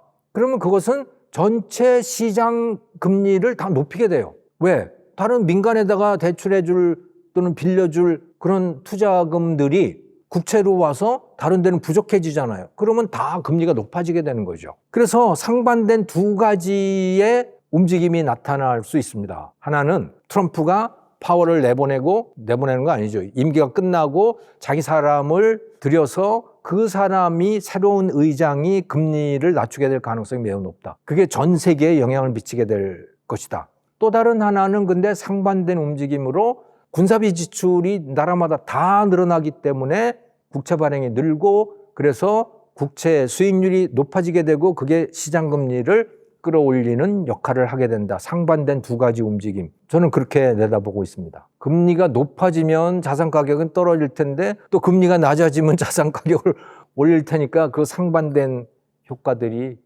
있겠죠. 그럼 교수님, 이 강남 집값을 중심으로 해서 집값 상승하는 걸 잡으려면 또 다른 강남을 어딘가 만들면 되겠네요. 남양주라든가 의정부라든가 저 도봉구 어딘가예요? 물론 그러면 되죠. 그런데 그게 지금 불가능해졌어요. 우리나라의 경제 규모상 서울 강남권과 같은 걸 그 이상은 못 만들 겁니다. 자금열이 없어서. 그런데 정치하는 분들은 딱 두세 군데만 만든다? 그거 못하죠. 전부 항의할 거 아닙니까? 이건 좀 불편한 진실이에요. 서울의 상급지는 좀 더 올라갈 것 같습니다. 철저히 경제적인, 인구구조적인, 사회적인 이런 맥락들로 부동산의 가치들이 결정되는 것이지,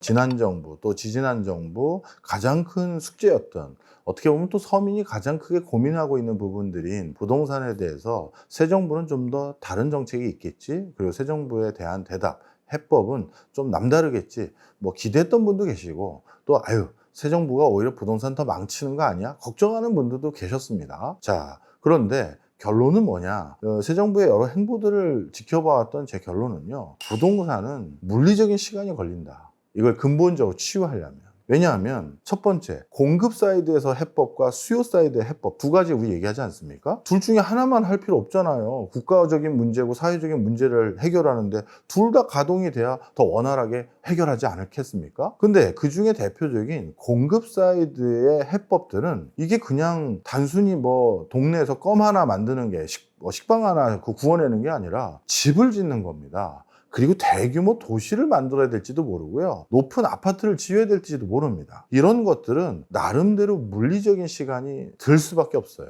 그리고 지금은 한국이 고도화된 민주화된 사회이기 때문에 이런 것들을 어떻게 지을지, 또 얼마나 지을지, 어떤 방식으로 지을지에 대해서 그 지자체 또는 거기 근처에 거주하고 있는 원주민들의 사회적 합의를 도출해야 되는 프로세스가 반강제적으로 제도화돼서 많이 있습니다. 그러면 그럴 때마다 생각들 다 다르거든요. 오늘도 우리 PD님 계시고 카메라 PD님 계시고 저 셋이 있는데, 만약에 우리 셋이 우리 동네 근처에 개발 사업에 대해서 결정하기로 해서 우리가 집행부가 됐습니다. 우리 셋이 그림 그린다? 3명이 얘기 나누면요, 안건 3개 나오는 게 아니라 안건 6개 나옵니다. 그럼 그 중에서 뭘 택할 건지 논의하는 것은 물리적인 시간이 걸릴 수밖에 없어요. 그럼 교수님, 이 새 정부가 계속 지켜만 보면 그럼 결국 우리 사회 고질적인 문제인 집값 문제 해결할 건가요? 그렇게 교수님 생각하십니까?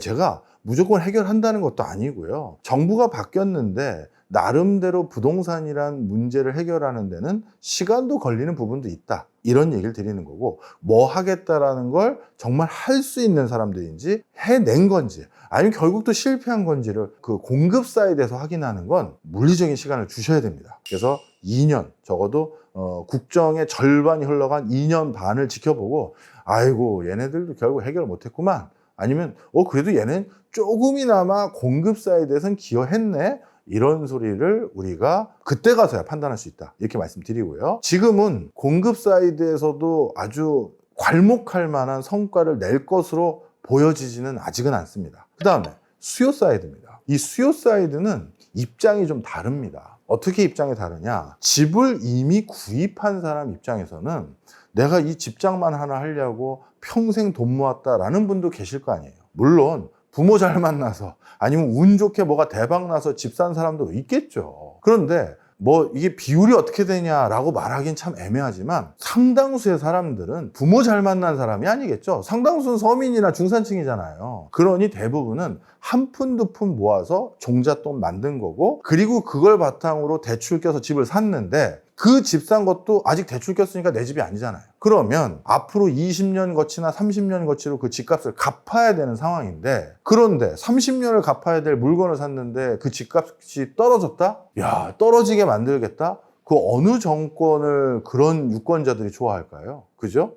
그래서 이미 집을 취득한 사람들을 또 그분들의 표심을 배려해서는 집값을 함부로 떨어뜨리게 만드는 수요정책, 이런 걸 할 수가 없어요. 여기서 말하는 수요정책은 집을 사고 팔 때 중과세 때린다든가, 그냥 집을 가지고 있다는 것 자체만으로도 보유세를 강하게 때린다든가, 그리고 집을 파는 과정에서 차익이 생기면 그거 거의 대부분 세금으로 가져가겠다라든가, 또 재건축, 재개발한 사람들이 다시 그 새 아파트로 올리면 시세가 엄청 올라갈 거 아닙니까? 그것도 초과이익이나 불로소득으로 과세 엄청 때리겠다. 이런 것들이 이제 수요 사이드에서 부동산을 억누르는 방법인데, 이거는 이미 대한민국 국민들의 과반 이상이 자가 보유를 하고 계세요. 그러다 보니까 집을 가지고 있는 사람들에 대해서 눈치가 보이는 게 있고요. 그럼 집을 안 가지고 있는 사람들 입장에서는 아니 그 집값이 좀 싸져야 우리 같은 사람들도 배려하는 거 아니요? 이런 소리가 나오겠죠. 바로 그러다 보니까 집을 아직 안 가지고 있는 사람들의 유권자 표심을 다독거리기 위해서 기존 집을 반토막으로 내놓는다든가 그 반값으로 떨어지게 만드는 걸 하는 게 아니라 어떻게 한다? 그 이미 누군가 매매해서 또는 분양받아서 가지고 있는 아파트 가격 오른 거 너무 걱정하지 마시고, 저희가 신도시 또 조성해서 새로 주택 공급할 때 찾아서 더 지어드릴 테니 그걸 싸게 사시면 어떨까요? 그동안의 수요 측의 그 어떤 대안도 이렇게 절충이 돼버린 겁니다. 이해하셨죠? 그렇게 또 했던 또 가장 큰 이유가요, 뭐 동의 안 하시는 분들도 계시겠습니다만, 부동산 가격이 진짜 반토막 나도 국가 경제에 큰 위해가 생기는 거고요. 부동산 가격이 지금보다 더 많이 올라도 국가 경제에 큰 위해가 생기는 겁니다. 그래서 대통령을 비롯해서 많은 경제학자들, 관료분들이 말하는 것처럼 집값은 안정화되는 게 제일 좋아요. 그래서 지금 모든 학자나 관료나 정치권에서도 희망하는 게 집값은 폭락해도 안 좋고 폭등해도 안 좋은 거다. 그게 사실 이쪽 분야를 공부하고 있거나 관리하는 사람들의 중론입니다. 네, 가장 큰 건 역시 경제적인 요소입니다. 그 땅이 내가 단순 거주할 목적이든 아니면 거기서 장사를 할 목적이든 간에 그 입지가 주는 경제적인 가치, 효용들이 있어요. 이런 것들을 우리가 분석하는 여러 방법론들과 이론들은 너무나도 많습니다. 뭐 중핵 이론, 중력 모델, 무슨 모델, 막 어마어마하게 정교한 모델들이 많이 있거든요. 자, 그런데 그런 모델들을 기반으로 아예 전문적으로 여기 입지는 평당 얼마입니다, 이거를 국제적으로 공신력 있게 가치를 매겨주는 직업군도 있잖아요. 간평사. 네.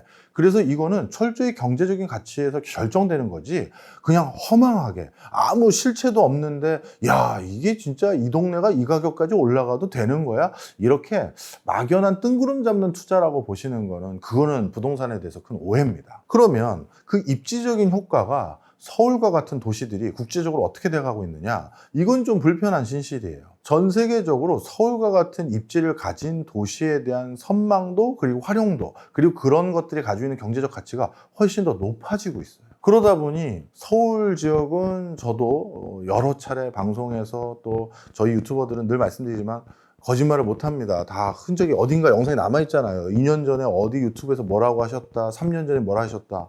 근데 서울은 제가 제 입장을 아직 바꿀 어떤 맥락을 못 찾았어요. 서울의 상급지는 좀 더 올라갈 것 같습니다. 입지적인 환경, 경제적인 환경, 사회구조적인 환경, 그리고 정치, 사회적인 환경까지도 서울의 상급지, 준상급지는 더 올라갈 것 같아요. 그런데 지방은 제가 한 몇 년 전부터 좀 떨어질 것 같습니다라고 얘기를 했고요. 그래서 저는 뭐 굳이 비교하자면 양극화 추세가 계속될 거라고 말씀드렸고, 내년부터 살짝 조금 바뀔 건 지방의 상급지 중에 일부는 다시 가격이 오를 것 같다. 그렇게 입장을 제가 바꿨습니다. 그래서 철저히 경제적인, 인구구조적인, 사회적인 이런 맥락들로 부동산의 가치들이 결정되는 것이지, 그냥 야 무슨 아파트 한 채가 100억이 말이 돼? 뭐 200억이 말이 돼? 이거는 저는 무조건은 동의할 수가 없고요. 그 금액이 그럼 합리적인 금액입니까? 라고 했었을 때 참 이게 또 씁쓸한 말씀입니다만, 강남의 최상급지는 아직 쌉니다. 그러고 지방의 어디 쪽엔 이제 여기는 좀 고평가된 것 같은데 라는 지역들도 보였고요. 입지를 결정하는 요소들은 여러 가지가 있는데요. 우리가 다 알고 있는 요소인데 그거를 이제 저는 총 12개로 분류를 했었습니다. 예전에는. 첫 번째는 당연히 제일 중요한 게 교통 인프라예요. 내가 어디 산다라는 것은 이거는 주식 투자와 부동산은 다른 겁니다. 부동산을 요즘 자꾸 투자라고 말해서 저도 이 본질적인 가치를 자꾸 왜곡하는 것 같아서 마음이 아픈데 집은 살려고, 그러니까 리브, 바이 말고요. 살려고 사는 거예요. 그러다 보니까 살기 좋은 곳이어야 되는데 산다라는 건 우리 애들이 통학하기 좋아야 되고 내가 출퇴근하기 좋아야 되는 겁니다. 근데 지금 대한민국에서 가장 양질의 일자리 1억 이상의 월 소득을 받을 수 있는 근로소득자가 가장 많은 일자리가 가장 많은 그 회사 전부 다 강남 3구에 있어요. 그러니 강남 3구 그 회사 근처에 살고 싶은 게 기본적인 열망이고 그러다 보니까 강남 집값이 첫 번째 교통 편의성 때문에 뛰는 겁니다. 그다음 두 번째 교육 인프라죠. 교육을 잘 시켜야 우리 애도 나름대로 일정 수준 이상의 경제적 소득을 얻을 수 있는 가능성이 높아져요. 그래서 전 세계적으로 교육열이 줄어드는 게 아니라 더 높아지고 있는 추세들도 확인이 되고 있거든요. 이제는 육체 노동이나 이런 걸로 벌어들이는 부가가치가 훨씬 더 낮아지고 있어요. 그러다 보니 좋은 교육 환경을 제공해 줄 수 있는 곳, 이것도 안타깝게도 우리나라는 대치동을 중심으로 한 강남 3구가 또 거기에 몰려져 있죠. 그 다음에 교통 인프라. 강남은 경부선을 비롯해서 이 진짜 4통팔달의 중심에 있어요. 또 고속버스 터미널도 있고 그 다음에 수소지구를 통해서 SRT도 있고 바로 이런 인프라들 그리고 큰 종합병원이라든가 뭐 여러 가지 그 정주 여건에 대한 편의시설 이런 것들이 다 그쪽에 있다 보니까 이런 것들을 또 다 같이 갖추고 있는 곳이 있나? 라고 했을 때 사실 대한민국에 없거든요. 그러다 보니 또 거대 쇼핑몰이라든가 이런 것들도 많고요. 그러다 보니 이런 입지적인 요소들 때문에 강남 집값이 더 오른 것이고 그렇게 좋은 입지가 형성됐으니 옆에 굉장히 또 프리미엄 좋은 아파트를 또 짓겠죠. 그러다 보니까 또 좋은 시설물이 인근에 또 생겨버린 거예요.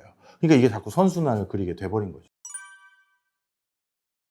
예측은 할 수 있어요. 그런데 그런 것들을 갑자기 크게 바꾸는 게 바로 정치가들, 행정가들이 하는 일입니다. 부동산은요, 누누이 말씀드리지만 파라리 정책이에요. 왜? 땅은 이 땅에 공장을 지을 수 있는지 농사만 지어야 되는지 아파트 단지를 지을 수 있는지는 국가가 정합니다. 지자체 장이 정해요. 정확히 말하면. 용도, 그걸 지목이라고 하죠. 땅의 목적. 지목이 뭡니까? 아, 여긴 절대 농지예요. 집 못 짓습니다. 그럼 못 짓는 거예요. 아무리 내가 짓고 싶어도. 그 다음에 아파트 단지를 지을 때 용적률이라고 하죠. 몇 층까지 지을 수 있는지. 그것도 지자체 장, 정부에서 정하는 거예요. 그러면 그리고 지금 강남이라는 것도 한번 떠올려 보시면 아시겠습니다만 원래 서울이라고 불렸던 곳은 강남이 아니었어요. 사대문 인근과 그 강북 지역만이었습니다. 근데 강북 지역에 너무 많은 사람들이 몰려 사니 예전에는 비만 오면 뻘밭이 되고 늪지대처럼 바뀌는 저 강남을 그냥 개발해보자 해서 국가가 전략적으로 개발을 했고 거기에 엄청난 시설 투자와 엄청난 인프라를 구축해줬고 그럼에도 초창기에는 강남에 사람들이 내려가서 살기 싫어했어요.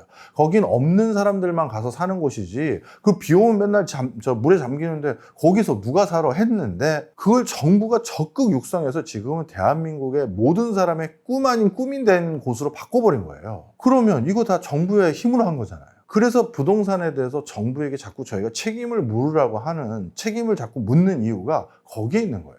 그럼 교수님, 이 강남 집값을 중심으로 해서 집값 상승하는 걸 잡으려면 또 다른 강남을 어딘가 만들면 되겠네요. 남양주라든가 의정부라든가 저 도봉구 어딘가예요? 물론 그러면 되죠. 그런데 그게 제 소견으로는 제가 그래서 강남 집값이 조금 더 오를 것 같다라고 얘기하는 게 그게 지금 불가능해졌어요. 아마 우리 PD님도 많은 해외여행 다녀보셨겠지만 런던, 파리, 뉴욕, 그 다음에 뭐 멜번, 뭐 어딜 가셔도요. 우리 테헤란로하고 영동대로 같은 그렇게 광폭의 도로가 일직선으로 거의 5km 가까이 쫙 나 있는 그런 수도 보신 적 없을 겁니다. 다들 길이 꼬불꼬불하고 기껏 차선 있어야 몇 차선이에요. 왜?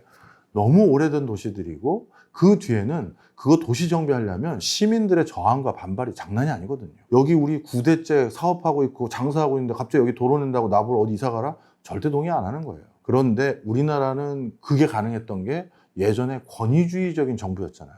여기 잠실에 살던 사람들 다 경기도 광주시로 다 쫓아내고 다 한꺼번에 개발해.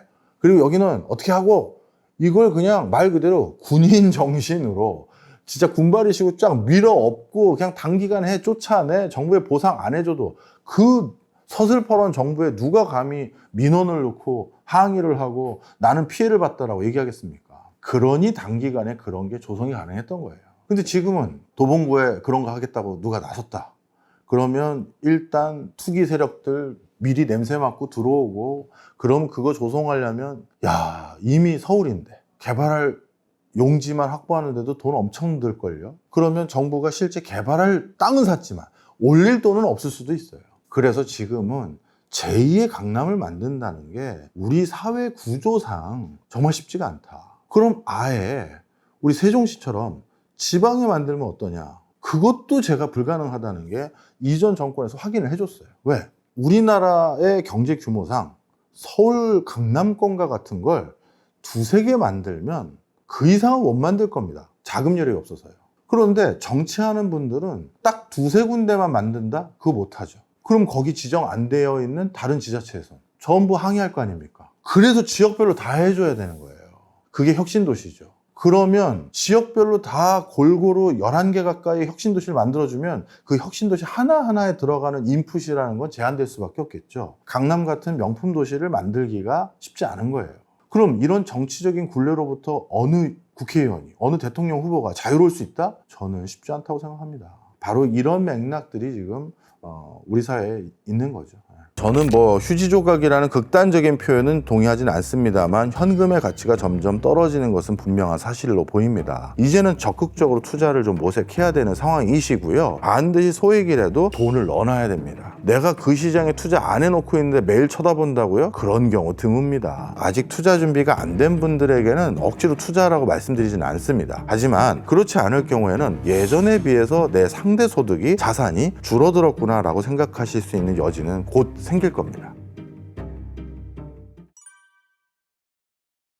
네, 요즘 진짜 투자 광풍인 것 같습니다. 점심 식사를 하던 저녁 식사를 하던 어느 방송국을 가던 다른 학과 교수님들과 있는 세미나를 하던 간에 제가 가면 또는 옆에 테이블에서 얘기하는 것들을 다 들어보면 전부 주식 얘기밖에 안 합니다. 이렇게 될 경우 버블 또는 과열 이렇게 부르는 것과 같은 수준까지 올라온 상황인 것 같고요. 그러다 보면 많은 사람들이 작은 어떤 정보, 잘못된 정보에도 휩쓸려서 주가가 단기간에 급등하거나 급락할 수도 있습니다. 그래서 그 어느 때보다 좀 투자를 주의해야 될 시점이 아닌가 이런 생각을 갖고 있습니다. 일단 투자를 해야 된다라는 말에는 좀 동의하는 편입니다. 하지만 모두가 투자를 해야 된다는 것도 저는 원하지 않습니다. 사실 지금처럼 현금이 계속해서 달리 말하면 통화량이 계속해서 늘어나는 시점에는 투자를 온전히 제대로 안 했을 경우에는 상대적 빈곤에 쌓일 가능성이 높습니다. 우리나라뿐만 아니라 많은 국가에서 추가적인 유동성을 공급할 수밖에 없는 상황이라고 발표를 했습니다. 각 국가마다 국채 발행량을 더 늘렸고요. 확장적 재정 정책을 하겠다는 기조입니다. 물론 미래 먹거리를 위한 투자도 반드시 필요합니다. 그런데 이런 과정에는 당연히 돈의 가치는 떨어지고 상대적인 다른 투자 자산들의 시장은 활성화될 수밖에 없어요. 그런데 이렇게 돈만 가지고 있으면 상대적인 빈곤이 된다라고 해서 무작정 다른 분야에 투자한다? 그랬다가는 오히려 진짜 더 큰 낭패를 보기도 합니다. 그래서 아직 투자 준비가 안 된 분들에게는 억지로 투자라고 말씀드리지는 않습니다. 하지만 내가 어느 정도 아는 분야가 있거나 아는 투자 방법론이 있는 분야가 있다라고 하면 이제는 적극적으로 투자를 좀 모색해야 되는 상황이시고요. 그렇지 않을 경우에는 벼락거지까지는 아니더라도 예전에 비해서 내 상대 소득이 줄어들었구나, 상대 소득보다는 자산이 줄어들었구나 라고 생각하실 수 있는 여지는 곧 생길 겁니다. 저는 휴지 조각이라는 극단적인 표현은 동의하지는 않습니다만 현금의 가치가 점점 떨어지는 것은 분명한 사실로 보입니다. 우리나라뿐만 아니라 미국이나 여타 국가들이 지금 재정 적자, 그 다음에 국가 부채를 줄이는 것을 달성하지를 못하고 있습니다. 물론 잠시 그 국가 부채를 관리하는 국가들도 일부 있습니다만 선거가 있거나 다시 뭔가 큰 국가의 변고가 생기면 거기에 대응하기 위해서 또 국가 부채가 늘어나는 게 지금까지 우리가 봐왔던 모습들이거든요. 그렇게 될 경우 당연히 현금의 가치는 상대적으로 희석될 수밖에 없는 것이고, 그러면 현금이 휴지 조각처럼 될 것이다라는 비유가 아주 틀린 말은 아니게 되는 건 분명한 사실입니다.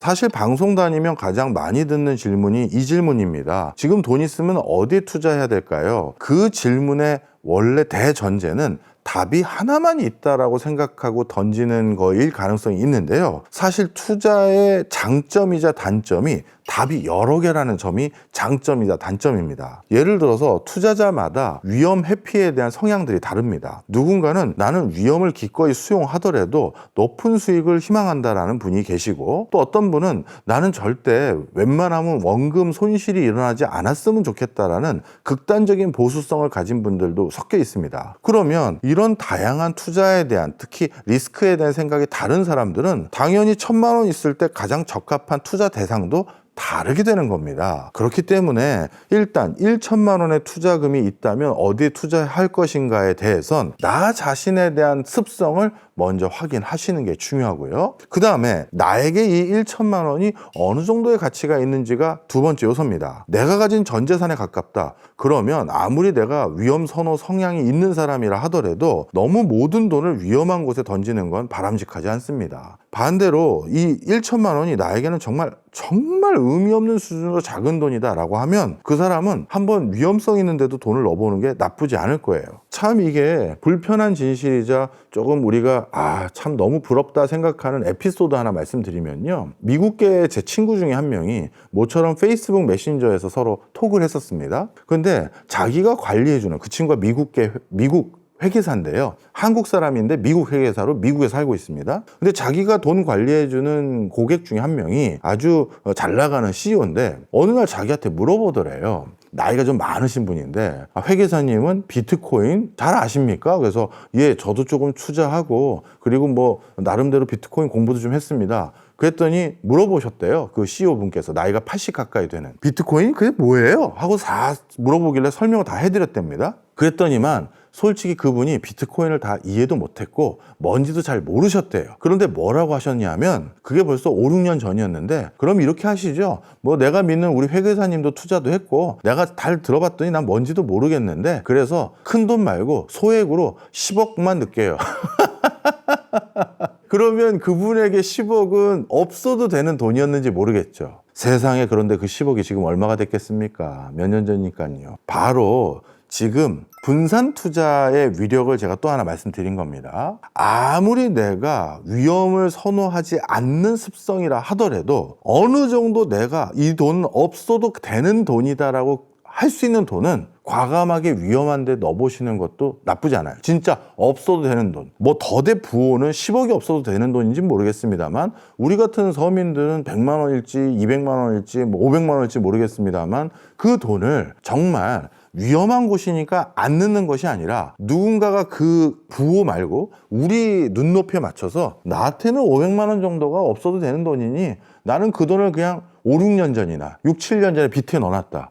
야, 그럼 그게 어떻게 됐겠어요? 사실 돈 500만 원이면 해외여행 한번 안 갔다 왔다 해도 되는 돈이지 않습니까? 자, 그래서 투자할 때는 이런 접근도 조금은 해보셨으면 좋겠다, 이 말씀을 드려봅니다. 중장기적으로 본다고 했었을 때 자산 배분에 있어서 가장 중요한 요소는요, 일단 안정적인 거, 위험한 것뿐만 아니라 국내 국외로 나누는 것도 중요하고요, 또 실물과 디지털 이렇게 나누는 게 무엇보다 중요합니다. 요즘 보니까 자산 시장의 쏠림 현상들이 점점 심해지는 것 같아요. 최근 들어서 일어나는 현상들 중에 하나가 금도 달렸고 부동산도 달렸고 특히 주식시장까지 달리니까 결국 사람의 주머니에 있는 돈이라는 건 한정되어 있거든요. 그랬더니만 어느 시장이 주춤해졌느냐? 코인 시장이 주춤해졌습니다. 한때 코인 시장이 가장 불타올랐는데, 야, 요즘은 코인보다도 오히려 주식 시장에 투자하는 게 수익률이 좋을 것 같아 하니까 냉큼 다 주식 시장으로 달려왔어요. 또 코인 시장이 그 사이에 강제 청산당하는 뭐 그런 상황도 하나 있었습니다만, 그래도 제 주변에도 야, 요즘 코인 누가 해? 나 코인에 있었던 돈까지 빼서 주식에 다 넣었어 라는 분들이 많아집니다. 자, 그렇다면 남들이 오기 전에 또아리를 틀고 있는 것도 조금 더 높은 수익을 거둘 수 있는 방법이 되겠죠. 그렇다면 내가 다양한 시장에 일정 정도 시드를 넣어놓고 있는 것도 하나의 투자 전략일 수 있고요. 그러다가 반대쪽 시장에 실망한 세력들이 일로 넘어왔을 때 이쪽 시장에 내가 미리 넣어놨던 돈들이 급등하는 경우가 생기겠죠. 바로 그런 효과를 누릴 수도 있고요. 또 한 가지는 우리뿐만 아니라 전 세계적으로 자산 쏠림 현상이 심해지다 보니까 어디로 쏠리고 있는지 내 스스로 매일같이 모니터하는 습성을 갖는 것도 무엇보다 중요합니다. 근데 매일 모니터하려면 어쩔 수 없어요. 사람은 돈을 넣어놔야 됩니다. 내가 그 시장에 투자 안 해놓고 있는데 매일 쳐다본다고요? 그런 경우 드뭅니다. 그래서 돈을 넣어놔야 공부도 하게 되고 쳐다도 보게 되고 고민도 하게 되는 것이니까 반드시 소액이라도 앞서 말씀드린 것처럼 다양한 형태로 자원 배분을 해보시기를 권해드리고 싶습니다. 저는 좋다고 생각합니다. 주식 공부를 많이 안 했고 기업 공부를 많이 안 한 분들이 굳이 한 종목을 내가 알아서 선별하거나 선택하는 투자 방식 좋지 않습니다. 분산 투자도 못 하시는 거잖아요. 그러니 미국 주식 ETF나 AI 관련 ETF라든가 뭔가 미래 선도적인 테마에 전문가들이 알아서 밸런스 있게 투자하는 상품으로 구색을 맞춰놓은 것들, 이런 거 투자하는 것은 분산 투자를 자연스럽게 내가 직접 신경 쓰지 않더라도 전문가가 해주고 있는 것이기 때문에 저는 바람직하다고 생각합니다. 그리고 어떤 ETF 같은 경우는요, 디지털과 실물을 섞어서 분산 투자해 놓은 것도 있고 국가들을 섞어서 해 놓은 것들도 있습니다. 따라서 직접적으로 관리할 재간이 없다, 이런 분들은 ETF 저는 정말 추천드립니다.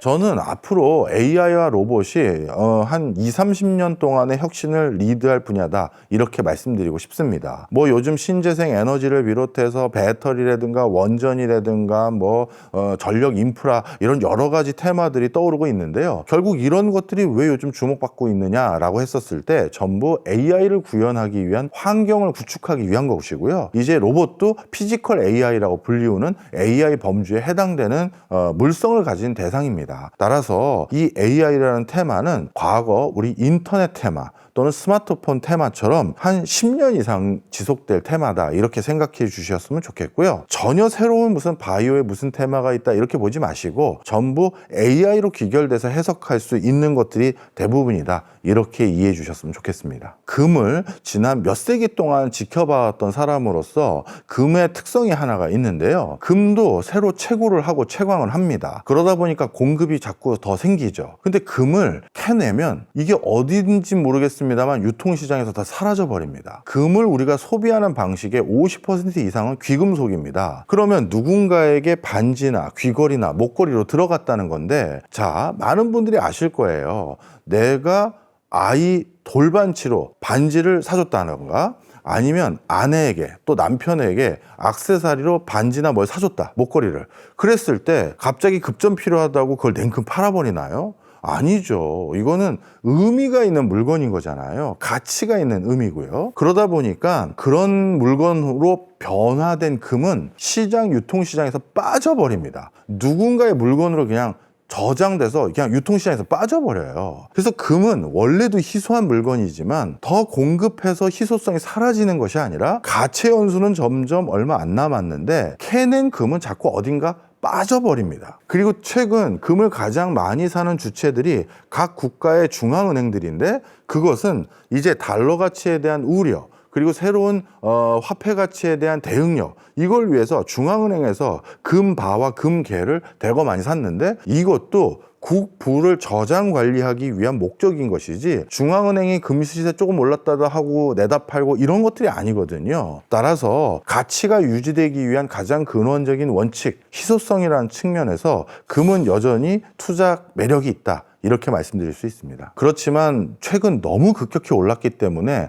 조정은 한두 차례 있을 수 있을 것 같습니다. 달러에 대해서도 우려감이 많이 있는 건 사실입니다만, 저는 스테이블 코인과 그리고 미 국채 시장의 흐름을 바탕으로 달러 가치에 대해서도 우리가 좀 생각해 볼 필요가 있다 말씀을 드립니다.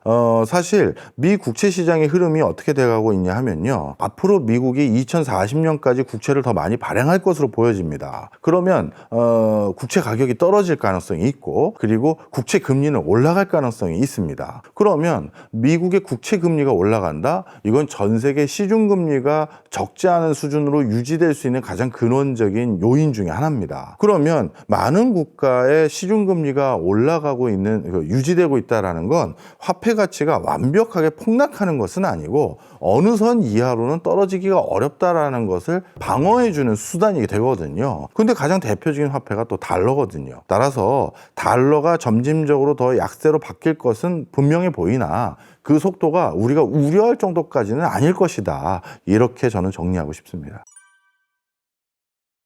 저도 제가 개인적으로 운영하는 유튜브 채널 조그만 게 있는데 거기서 한번 얘기를 드린 적이 있습니다. 주식이 부동산에 비해선 항상 수익률이 더 좋습니다. 단 단기적으로 1, 2년, 3, 4년, 5, 6년을 기점으로 잘랐을 때는 주식은 폭락한 적도 있고요. 전 고점 대비 낮아진 적도 있습니다. 그래서 주식은 변동폭이 급등락이 되는 경우들이 있다 보니까 사람들의 마음을 조급하게 만드는 요인이 되지만 장기 시계열로 봤었을 땐 부동산보다 주식이 훨씬 압도적인 수익 상승률을 보이고 있습니다. 그래서 주식으로 투자하시는 분들이라면 진짜 이런 마음가짐이 제일 중요한 것 같아요. 진짜 자식에게 물려줄 정도는 아니더라도 내가 깜빡 잊고 10년 뒤에 맞다, 그때 그 주식 어떻게 됐지? 그렇게 되돌아볼 수 있을 정도의 믿음감 있는 회사를 투자해 놓고 기다려 보신다면, 그런 회사 하나 말고요, 한 10개, 20개를 투자해 놓으신다면 상당 부분이 웬만한 부동산보다도 더 올라 있을 겁니다. 저는 투자의 원칙이 첫 번째는 절제된 탐욕이라고 생각합니다. 저 스스로 인생의 목표이기도 합니다. 돈 싫어하는 사람은 없죠. 그리고 다들 열심히 일하는 이유가 자신도 좀 더 풍요롭게 살 뿐만 아니라 가족들이 원하는 걸 해주고 싶은 마음들, 또 자식들이 원하는 걸 해주고 싶은 마음들, 또 내가 아끼는 사람들에게 뭔가 베풀고 싶은 마음들 아니겠습니까? 그런데 가끔 그걸 잊어버릴 때도 있고요. 또 너무 과도하고 성급한 욕심이 오히려 큰 화를 부를 때도 있습니다. 투자에도 마찬가지더라고요. 그래서 탐욕이라는 건 부인할 수 없습니다. 하지만 절제된 탐욕, 받았으면 좀 나눌 수도 있고 이번에는 손해를 볼 수도 있고 내가 아직 풍족하진 않지만 거기에서 일정 부분 떼어서 같이 고생한 누군가와 동료, 선배, 후배 아니면 파트너 회사와 나눌 수 있는 여지가 있어야지만 그래도 세상이 좀 훈훈하게 더불어 같이 갈 것 같고요. 물론 절제된 탐욕을 나는 발휘했다라고 생각하지만 그걸 받은 사람이 풍족하게 받았다고 생각 안 할 수도 있습니다. 그런데 그거에 대해서 섭섭하게 생각하지 마시고요.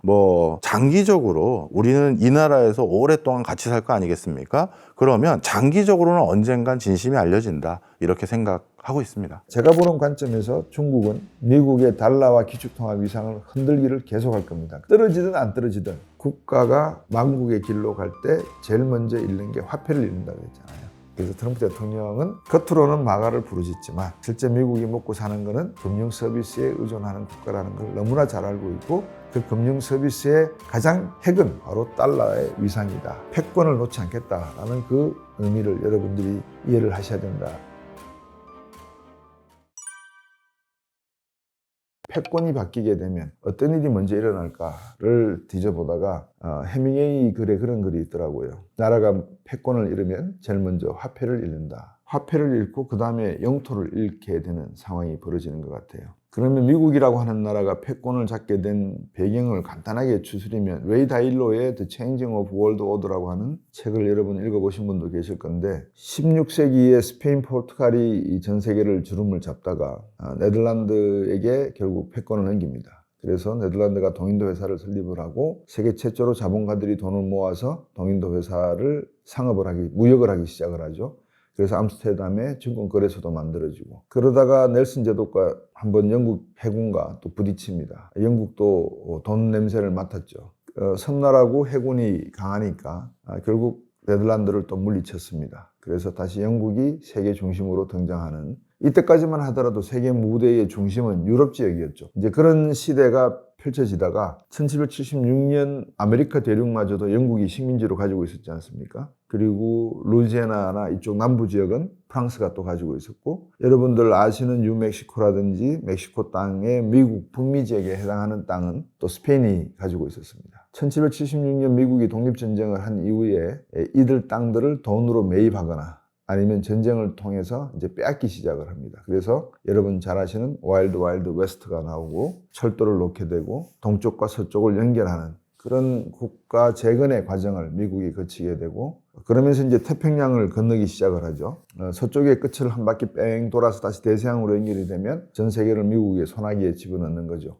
그런 전략을 갖고 시작을 했는지는 모르겠습니다만 미국이라고 하는 국가가 19세기 중후반 때 청나라에 역시 상륙을 하고 일본에 상륙을 해서 아시아 지역에 대한 패권도 가져가게 되고, 마침내 1893년인가요? 하와이를 이제 주로 병합하는 그런 과정을 거치게 됩니다. 그런 역사의 변화 속에서 미국이라고 하는 국가는 청나라와의 관계에 있어서는 상당히 온건 보수주의적인 행동을 보였어요. 그러니까 영국이나 프랑스나 독일이 약탈하고 침탈하던 그런 어떤 청과의 관계보다는 미국은 중국을 어느 정도 이해하려고 들었고 또 중국을 잘 유도를 해서 세계 질서 속에 편입시키려고 하는 노력을 한 걸로 저는 알고 있습니다. 이화성 교수가 쓴 무역전쟁이라고 하는 책을 보면 그 책에서도 미국은 벨링거라고 하는 주청 미국 참사관이었나요? 공사였던 사람이 나중에는 청나라에서 임명한 흠차 대신이 되어서 청나라 사절단을 데리고 미국을 방문하게 하는 그런 과정까지 거칩니다. 그래서 미국은 협력하고 설득하려고 하는 모습을 상당히 온건하게 보였었다. 중국이라고 하는 나라를 그대로 놓고 중국을 한번 생각해 봐야 된다. 우리나라도 마찬가지죠. 미국도 역시 우리 역사 속에 중요한 하나의 개방의 주역으로서 등장을 하고 광복과 6.25 전쟁 그리고 오늘날까지 슈퍼 301조까지 동원을 해서 2억 달러 규모 원조를 추구하던 그런 나라에서 대한민국과의 관계는 월남전을 거치면서 반도체까지 이어지는 그 역사의 쭉 흐름을 보면 우리와는 뗄래야 뗄 수 없는 그런 관계 속에 있었다라고 할 수 있을 것 같습니다. 그 와중에 중국이라고 하는 나라는 가만히 놓고 보시면 역사적으로 1921년 중국 공산당이 창당이 되고 그 전에 이제 산해혁명이 일어나면서 청나라가 망하면서 근대화 과정을 거치게 되죠. 1840년대 초반에 그리고 1860년대 초반에 있었던 두 번에 걸친 아편전쟁 끝에 중국이 생각하는 서구 세력은 돈밖에 모르는 아주 처절하게 자본주의적 사상으로 무장이 된 그런 괴물로 이해될 수도 있었을 거라고 저는 생각이 돼요. 그리고 지금도 일본에 대해서는 중국이 대만 문제와 함께 가장 우려하는 이슈가 아닐까. 여러분들이 1970년대 초반에 헨리 키신저 장관하고 닉슨 대통령이 주울레와 덩소평을 만나러 갔을 때 중국 쪽에서 주울레를 통해서 키신저에게 던졌던 질문에 세 가지가 있는 그 내용을 이래 보시면 하나는 대만 문제 어떻게 하려고 그러냐? 두 번째는 일본군이 다시 한반도에 주둔할 수 있지는 않겠니? 뭐 이런 질문들이 나오는 걸 보면 PTSD도 상당하죠. 만주를 지배당하고 일본이 만주국을 세운 다음에 공업시설을 갖다 놓고 거기에서 생산되는 무기 체계를 가지고 동남아를 정벌하겠다라고 하는 일본의 야욕을 중국은 너무나 잘 알고 있기 때문에 일본에 대해서도 상당히 좀 알레르기 반응이 일어나는 그런 상황인 것 같아요. 어쨌든 중국이 21년도에 공산당이 창당이 되고 마침내 1949년 10월 1일 날 모 대통령이 중국이 공산화가 되었음을 선포를 합니다. 그래서 이제 1949년에 중국 공산당이 중국 본토를 점령하게 되죠. 그 뒤로 우리나라에 6.25 참전을 했고요. 중공은 우리는 70년대를 거쳐서 80년대까지만 해도 중국을 중공이라고 불렀습니다. 이제 그런 역사의 변화 속에 중국과의 우리와의 관계는 1950년부터 시작해서 1992년 정상적인 국교 수교 이전까지 미지의 세계, 저렇게 큰 대륙이지만 가볼 수가 없는 세상으로 우리가 인식을 하고 있다가 마침 국교 수교를 92년도에 하고는 이제 왕래가 시작이 되어서 우리의 경제개발 모델을 중국이 가져갔고 지금 중국은 1인당 국민소득이 13,000달러를 넘는 그리고 해안가에 있는 약 5억에서 8억 정도의 인구는 1인당 국민소득이 3만 불에 육박하는 그런 경제 대국으로 성장을 해버렸습니다. GDP 규모만 해도 미국이 한 28조 달러가 되고 중국이 21조, 22조 뭐 이러고 있으니까 거의 미국의 턱밑까지 쫓아온 그런 상황이라고 봐야 되겠죠. 제가 우리나라를 중심으로 해서 미국과 중국의 그동안의 근대부터 현대까지의 이런 흐름을 대략적으로 말씀을 드렸는데 그래서 미국이라는 국가는 그런 200년, 그 당시만 하더라도 100년이 채 되지 않은 역사 속에서 많은 정리 단계, 우리가 국가를 어떤 식으로 운영해야 될 것인가. 워싱턴 DC를 가보시면 대부분의 건물들이 그리스 로마 형식의 건축 형식을 따라 있습니다. 다시 말씀드리면 미국의 정치인들은 그리스 로마의 민주주의를 근간으로 한다라는 이념을 깔고 있거든요. 그리고 경제적으로는 자본주의 경제 이론을 유럽에서 받아서 가지고 있습니다. 그거는 당연히 영국의 영향, 네덜란드의 영향, 스페인, 포르투갈의 영향이 컸겠죠. 여러분들 알고 계시는 달러의 이 사인도 스페인 아메리카에서 사용하던 스페인의 화폐 단위의 표시였어요. 그 그대로 그냥 따서 달러로 지금 쓰고 있거든요. 그러니까 그만큼 미국이라고 하는 국가는 정치 제도는 그리스 로마의 민주주의, 그리고 경제로서는 영국과 프랑스, 독일, 네덜란드 중상주의가 융성했던 국가들의 철학을 바탕으로 오늘날의 정치 제도와 경제 제도를 이루어낸 그런 국가라고 보시면 될 것 같습니다.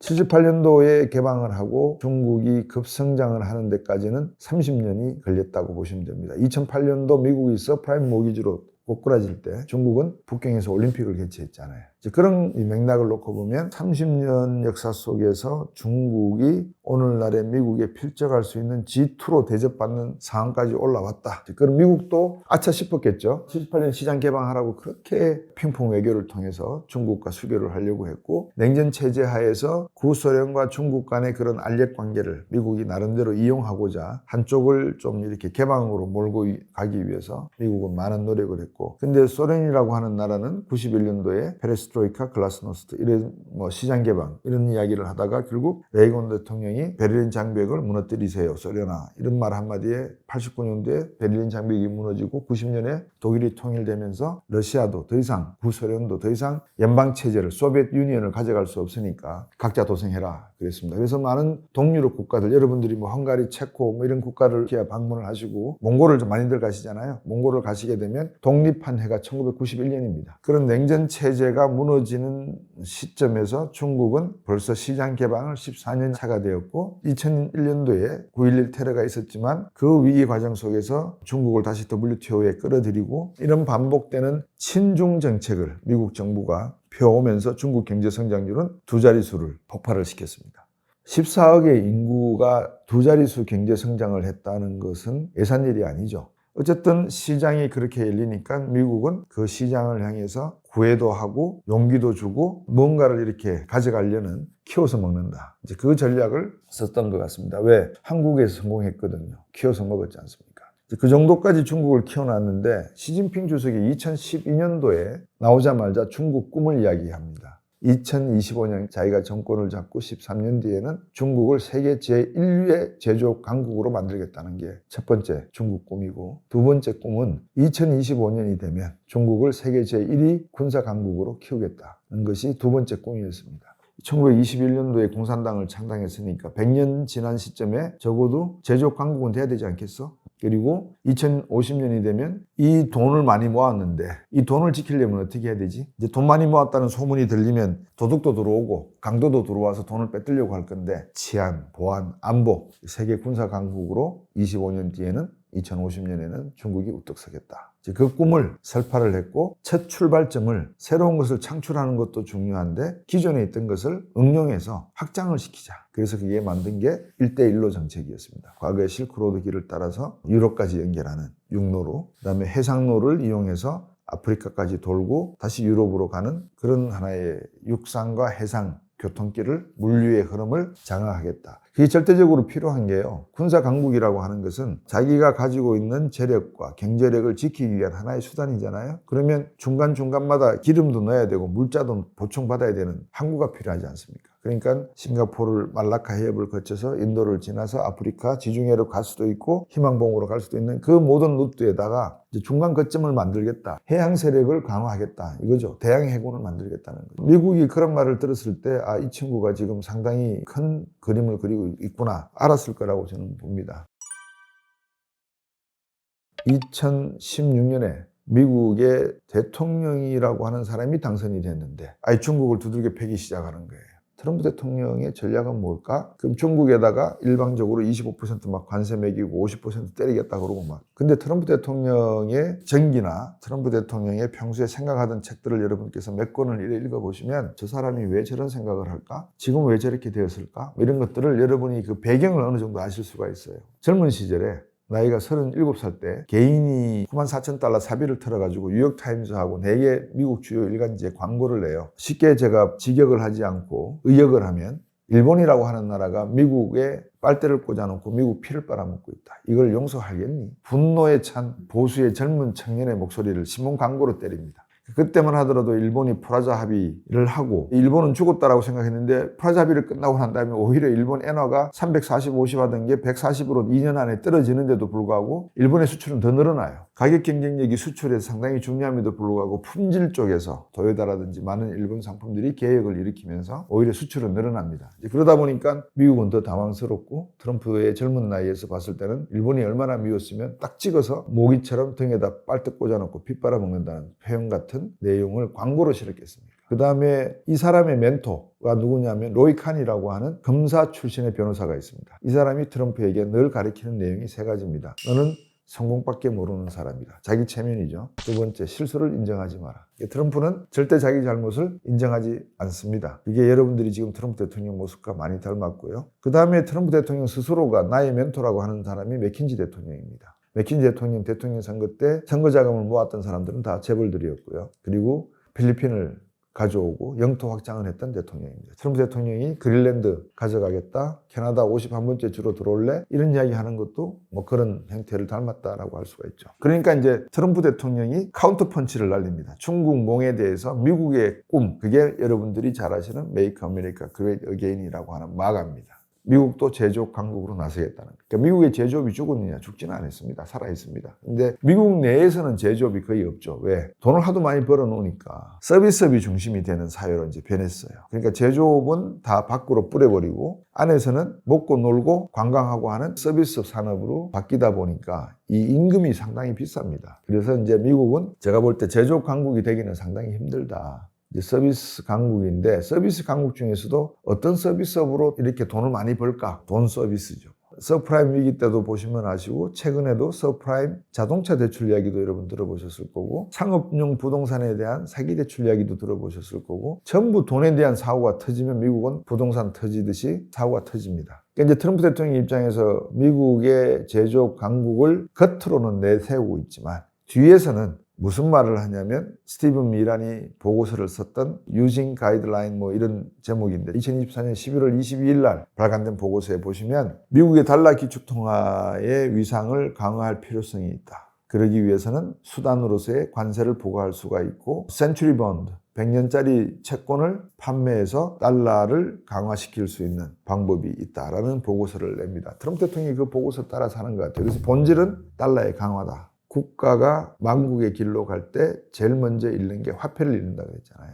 근데 트럼프 대통령은 그거를 막겠다는 거죠. 이게 그냥 스티븐 미란 보고서에서 툭 튀어나온 우연찮은 말이냐. 2024년 11월 달에 대통령 선거 유세 당시에 위스콘신 유세 때 그런 말을 했습니다. 제가 정확한 워딩은 모릅니다만 어느 정도 내용을 제가 인용을 하면 미국 달러의 기축통화 지위에 도전하는 국가들이 있다면 그 국가 경제에는 100% 관세라도 두들겨 매기겠다. 이런 발언을 합니다. 그래서 트럼프 대통령은 겉으로는 마가를 부르짖지만 실제 미국이 먹고 사는 것은 금융 서비스에 의존하는 국가라는 걸 너무나 잘 알고 있고 그 금융 서비스의 가장 핵은 바로 달러의 위상이다. 이렇게 보시면 될 것 같습니다. 트럼프 대통령이 평생 한 사업이 부동산 개발이거든요. 땅 사서 시행시공해서 돈을 벌고 대통령 선거 당시에 밈코인을 발행해가지고 암호화폐로 수익을 벌어들인 게 자기 평생 부동산 개발에서 벌어들인 돈보다 많았다는 거예요.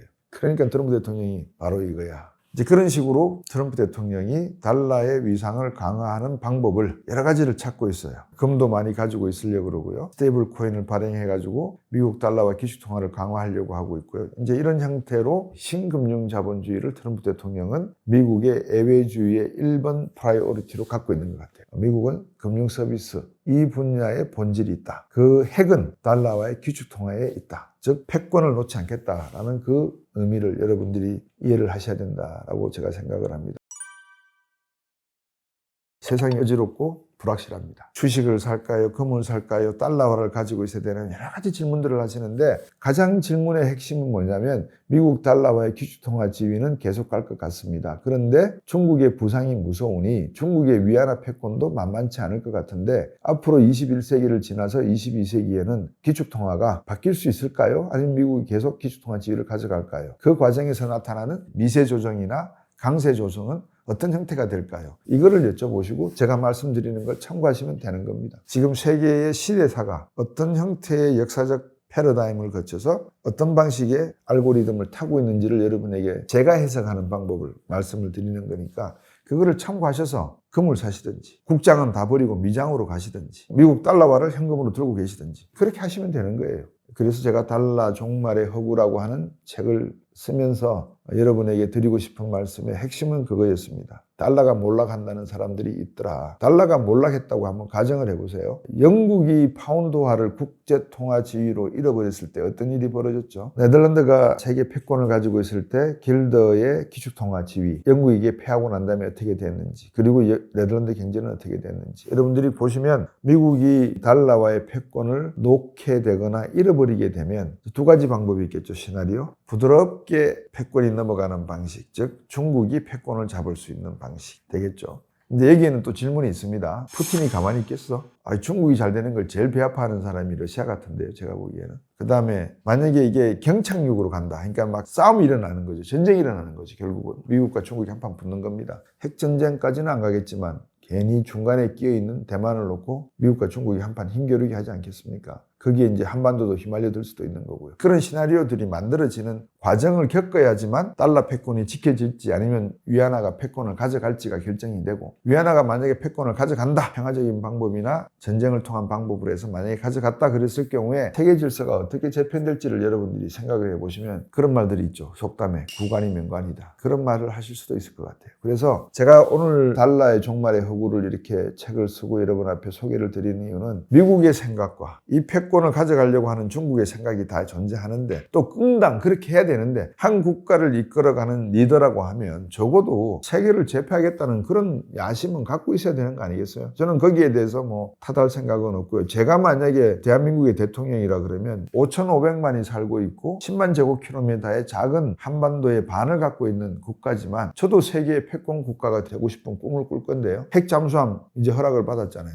저도 핵무장할 것 같은데요. 저는 지금 반도체 기술을 가지고 있는 걸 활용을 해서 AI 데이터 센터를 10만 킬로와트짜리 한두 개 정도는 만들어서 국가가 제가 다 투자를 해서 대한민국을 모든 동남아시아의 주요 제조업 데이터베이스를 다 가지고 관리를 한다면, 왜냐하면 해저 케이블하고 다 연결되어 있거든요, 지금. 저는 그런 꿈을 꿀 것 같습니다. 그리고 우리나라에 만약에 강도짓을 하러 오겠다, 도둑질을 하러 오겠다 그러면 거기에 응당한 대가를 치르지 않고는 쉽게 오지 못할 모든 보안 조치는 저는 다 할 것 같은데요. 저도 이런 꿈을 가지고 있는데 트럼프 대통령이나 시진핑 주석과 같이 수많은 훌륭한 인재들을 스태프로 두고 있고 지금까지 수많은 제국주의적 경험을 갖고 있는 국가들은 얼마나 그런 전략을 많이 듣고 전술을 많이 갖고 있겠습니까? 이제 그런 측면에서 많은 분들이 중국은 절대 망하지 않아. 문제는 망하고 안 망하고의 차이가 아니고요. 중국이 과연 미국의 패권을 가져갈 것인가 말 것인가. 단순한 질문을 놓고 봤을 때 한 세기는 어렵다. 중국의 피는 A형이라 그러면 미국의 피는 B형이거든요. 수혈을 못합니다. B형을 A에다 집어넣으면 죽잖아요. 중국은 일당 독재 체제고요. 여기는 사회주의적 국가 자본주의. 공산당이 모두 다 총괄하는 그런 형태. 미국의 B형의 피는 그리스 로마의 기본 민주주의 철학을 깔고 있는 민주주의 정치제도 하에서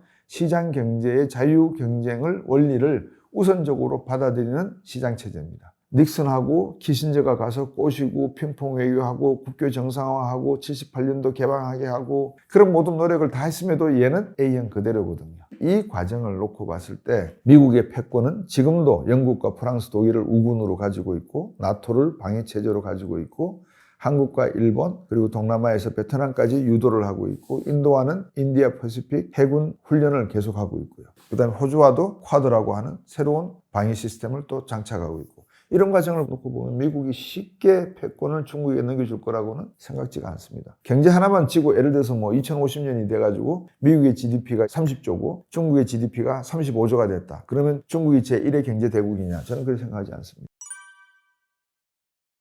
그러면 미국은 달러와의 패권을 계속 가져가야 되는데 어떻게 해야 되느냐. 제가 보는 관점에서 중국은 미국의 달러와 기축통화 위상을 흔들기를 계속할 겁니다. 떨어지든 안 떨어지든 사다리에 올라가 있는 미국을 계속 흔들어대야지만 위에서 뭘 수리를 하든 작업을 하려고 하는 미국이 못할 거 아니겠어요. 그러니까 중국은 계속 흔들 거예요. 한국 경제나 일본 경제는 중국이 흔들고 있는 사다리를 바라보면서 미국이 떨어지면 저건 적어도 사망 내지 중상이다. 이런 생각을 하고 있어야 되는지 아니면 중국이 흔들고 있는 것을 뜯어말길 것인지 아니면 다른 사다리를 빨리 하나 지어가지고 미국이 이쪽으로 올라타게 만들 것인지 여러 가지 시나리오들을 고민해 봐야 되는데 미국 입장에서는 그런 고민을 해주는 나라를 동맹이라고 부른다는 거거든요. 동맹이라고 부르니까 사다리 제조하려고 하니까 너희들이 제조해야지 내가 왜 제조해. 난 지금 흔들리고 있는데 5,500억 달러 내놓고 3,500억 달러 내놔. 이제 이런 이야기가 나오는 거예요. 그런 와중에 트럼프 대통령이 아까도 말씀드렸지만 100년 만기 이자 없는 채권사, 이거 채권 사면 미국 달러가 강화될 거야 이야기를 했고요. 두 번째는 스테이블 코인 발행해야 되겠다. 지니어스 법안 통과시켰습니다. 상원 하원의원 국회의원들 너희들은 이거 장난치면 안 돼. 하지마. 오직 대통령만이 할 수 있어. 자기만이 할 수 있게 만들었어요. 그리고 중앙은행, 연방준비은행, CBDC, 중앙은행에서 발행하는 디지털 화폐 그 계획 없애버렸어요. 대통령 일가가 지금 스테이블 코인을 발행하는 걸로 되어 있습니다. 지니어스 법안에 그렇게 되어 있습니다. 그 둘째 아들 에릭 트럼프가 월드 리버티 파이낸셜 인스티튜트를 만들어서 스테이블 코인을 발행하고 있습니다. 이게 두 번째 방법입니다. 그러니까 달러와의 기축통화 지위를 지키겠다고 하는 게 첫 번째가 미국 100년 채권, 무이자 채권을 사라라고 하는 게 스티브 미란의 어드바이즈고, 트럼프 대통령은 그거를 받아들이지 않고 스테이블 코인을 갖다가 만들어서 이 스테이블 코인을 강화하면은 앞으로 미국 달러는 강화될 것이다. 왜? 스테이블 코인을 발행하기 위해서 담보로 설정한 물건이 단기 채권이거든요. 1년 만기. 미국 재무성 채권입니다. 그 미국 재무성 채권을 스테이블 코인 발행사에서 사면 이게 결국은 하나의 큰 도움이 되지 않겠냐. 이제 이게 트럼프 대통령의 생각인데 이게 엄청난 함정을 가지고 있습니다. 경제하는 사람이지만 여러분들에게 코인 이야기를 해드리려면 적어도 코인의 ABCD는 알아야 됩니다. 코인의 ABCD를 알려면 컴퓨터 공학에서 이야기하는 ABCD는 알아야 됩니다. 컴퓨터 공학의 ABCD를 알려면 고전 물리학과 양자 물리학, 현대 물리학의 상대성 이론과 뉴턴의 고전 이론, ABCD 기초는 알아야 됩니다. 물론 그 안다는 것도 100% 안다는 의미라기보다도 이해를 해야 된다는 의미가 된다고 이해를 해주시면 좋겠습니다. 그래서 제가 여러분들에게 자신 있게 드리는 말씀은 제가 암호화폐를 이야기하고 스테이블 코인을 이야기하고 그 다음에 새로운 미국 달러화의 어떤 장착을 이야기할 때 그 모든 기술적이고 과학과 산업이 어떻게 서로 상호작용하고 있는지를 어느 정도 이해하고 전문가분들에게 여쭤보고 확인하고 말씀드리는 거라는 것만큼은 제가 자신 있게 말씀을 드려요. 그래서 다른 전문가분들이, 많은 분들이, 경제하시는 분들이 암호화폐 이야기하고 코인 그러는데 제가 자신 있게 여러분들에게 드릴 수 있는 말씀은 코인이 어떻게 해서 발행이 되고 코인이 어떻게 해서 하드 포크가 되고 소프트 포크가 되고 이런 모든 용어를 ABCD라고 제가 표현했거든요. 기초. 그 기술적 배경까지 아셔야 돼요. 이게 어떻게 코딩이 되고 있는지. 또 그 코딩을 요즘은 AI가 스스로 해버려요. 그러니까 앞으로 우리가 말하는 블록체인이나 코딩이나 이더리움에서 사용하는 영지식인 증명이나 프루프 오브 스테이킹이나 프루프 오브 워크나 스테이킹이나 이런 모든 용어들이 암호화폐가 기축통화가 되기 시작하면 하나의 정책의 수단으로 바뀌어요. 지금은 통화정책 쓰려면 금리를 변화시키잖아요. 그러면 이제 앞으로 암호화폐가 기축통화가 되기 위해서는 방금 말씀드린 영지식인 증명, 프루프 오브 스테이킹, 프루프 오브 워크, 블록체인 이거를 어떻게 조정하느냐, 컴퓨터가 스스로 블록체인을 짜게 만드느냐, 못하게 하느냐 이런 모든 미세한 과학적이고 기술적인 내용들이 지금 AI가 하기 시작을 했어요. 과거에는 금리 정책, 통화량 공급 정책, M2 확대 정책 이렇게 표현했는데 이제는 블록체인 규제 정책, 프루프 오브 스테이킹 규제 정책 이런 식으로 이름이 바뀌어요. 그런 조정을 이해하지 못한 상태에서 암호화폐가 통화가 된다느니 어쩌니 하는 것은 제가 볼 때는 시청자 여러분들에게 제대로 전달해드리는 지식은 아닌 것 같아요.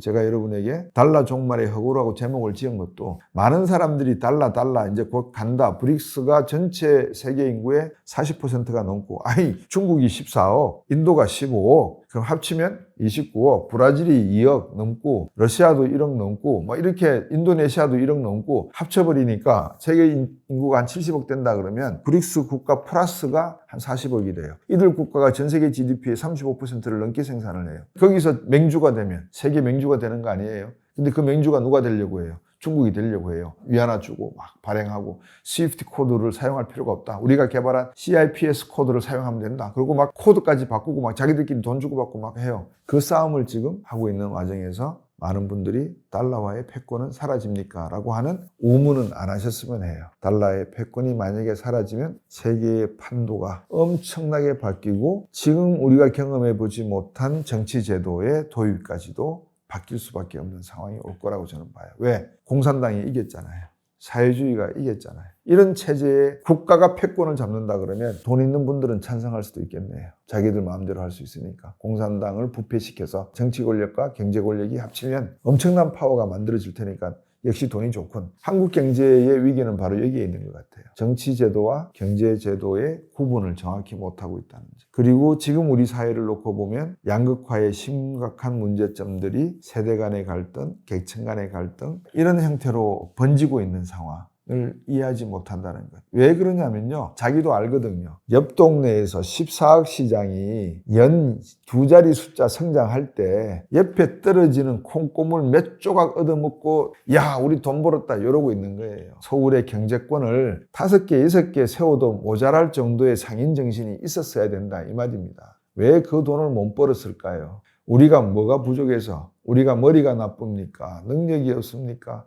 세종대왕이 훈민정음 창제했습니다. 세계 어느 나라 역대 제왕이 한국과 국민들을 긍휼히 생각하셔서 모든 서민들과 백성들이 글자를 익히라고 문자를 창제한 왕이 있으면 한번 이야기해 보세요. 관노 출신의 장영실로 하여금 과학기술을 발명하게 하도록 한 사람입니다. 노예 해방보다도 몇백 년 앞서서 노예 해방을 시도했던 사람입니다. 그런 민족의 DNA를 갖고 있다는 점을 여러분께서 아신다면 이제 대한민국은 하나의 이슈가 던져질 때마다 그 이슈에 대한 전략과 전술과 내용을 이해를 해야 되는데 그거는 겉을 보지 말고 속을 봐야 된다. 그래서 그 속에 무슨 본질이 있는가를 보면 우리가 이해할 수 있다.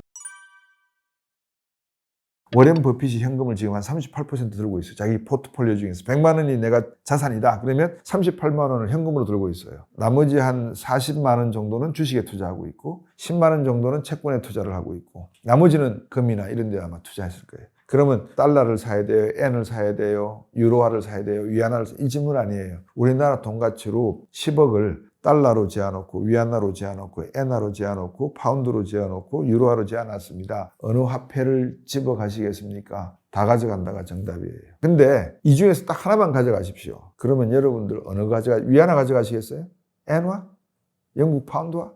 유로화? 달러 아니에요. 달러는 안 망한다 이 말입니다. 달러가 망할 수도 있습니다. 뭐 확률이 제로는 아닙니다. 달러가 망하면 엄청난 질서 변화가 있고 그 질서 변화는 우리가 알고 있는 민주주의와 자유시장 경제제도와는 다른 형태의 경제 시스템이 세계의 최종 승자로 울부짖으면서 그래서 저는 달러가 멸망한다는 이야기는 믿지 않고 바라지도 않고 우리가 좀 더 그런 말을 하는 국가의 약점을 잘 끄집어내서 어떻게 돈을 벌 것인지 우리가 지혜를 모아야 될 때라고 생각이 됩니다. 그래서 개인적으로 마지막으로 말씀드리면 이 책에서 제가 여러분들께 화폐 개념에서는 스테이블코인과 같은 암호화폐 개념도 다시 등장할 건데 여러분들이 그 개념에 너무 이렇게 몰입 안 하셨으면 좋겠다. 구간이 명간이다라고 했듯이 현금화폐, 즉 달러화가 현찰로 딱 보관되어 있는 게 넘버원이다. 이 달러는 결코 썩지 않는다. 부패하지 않는다. 땅속에 아무리 묻어놔 보십시오. 썩는가. 금관에는 러스트가 끼잖아요. 동에도 러스트가 끼잖아요.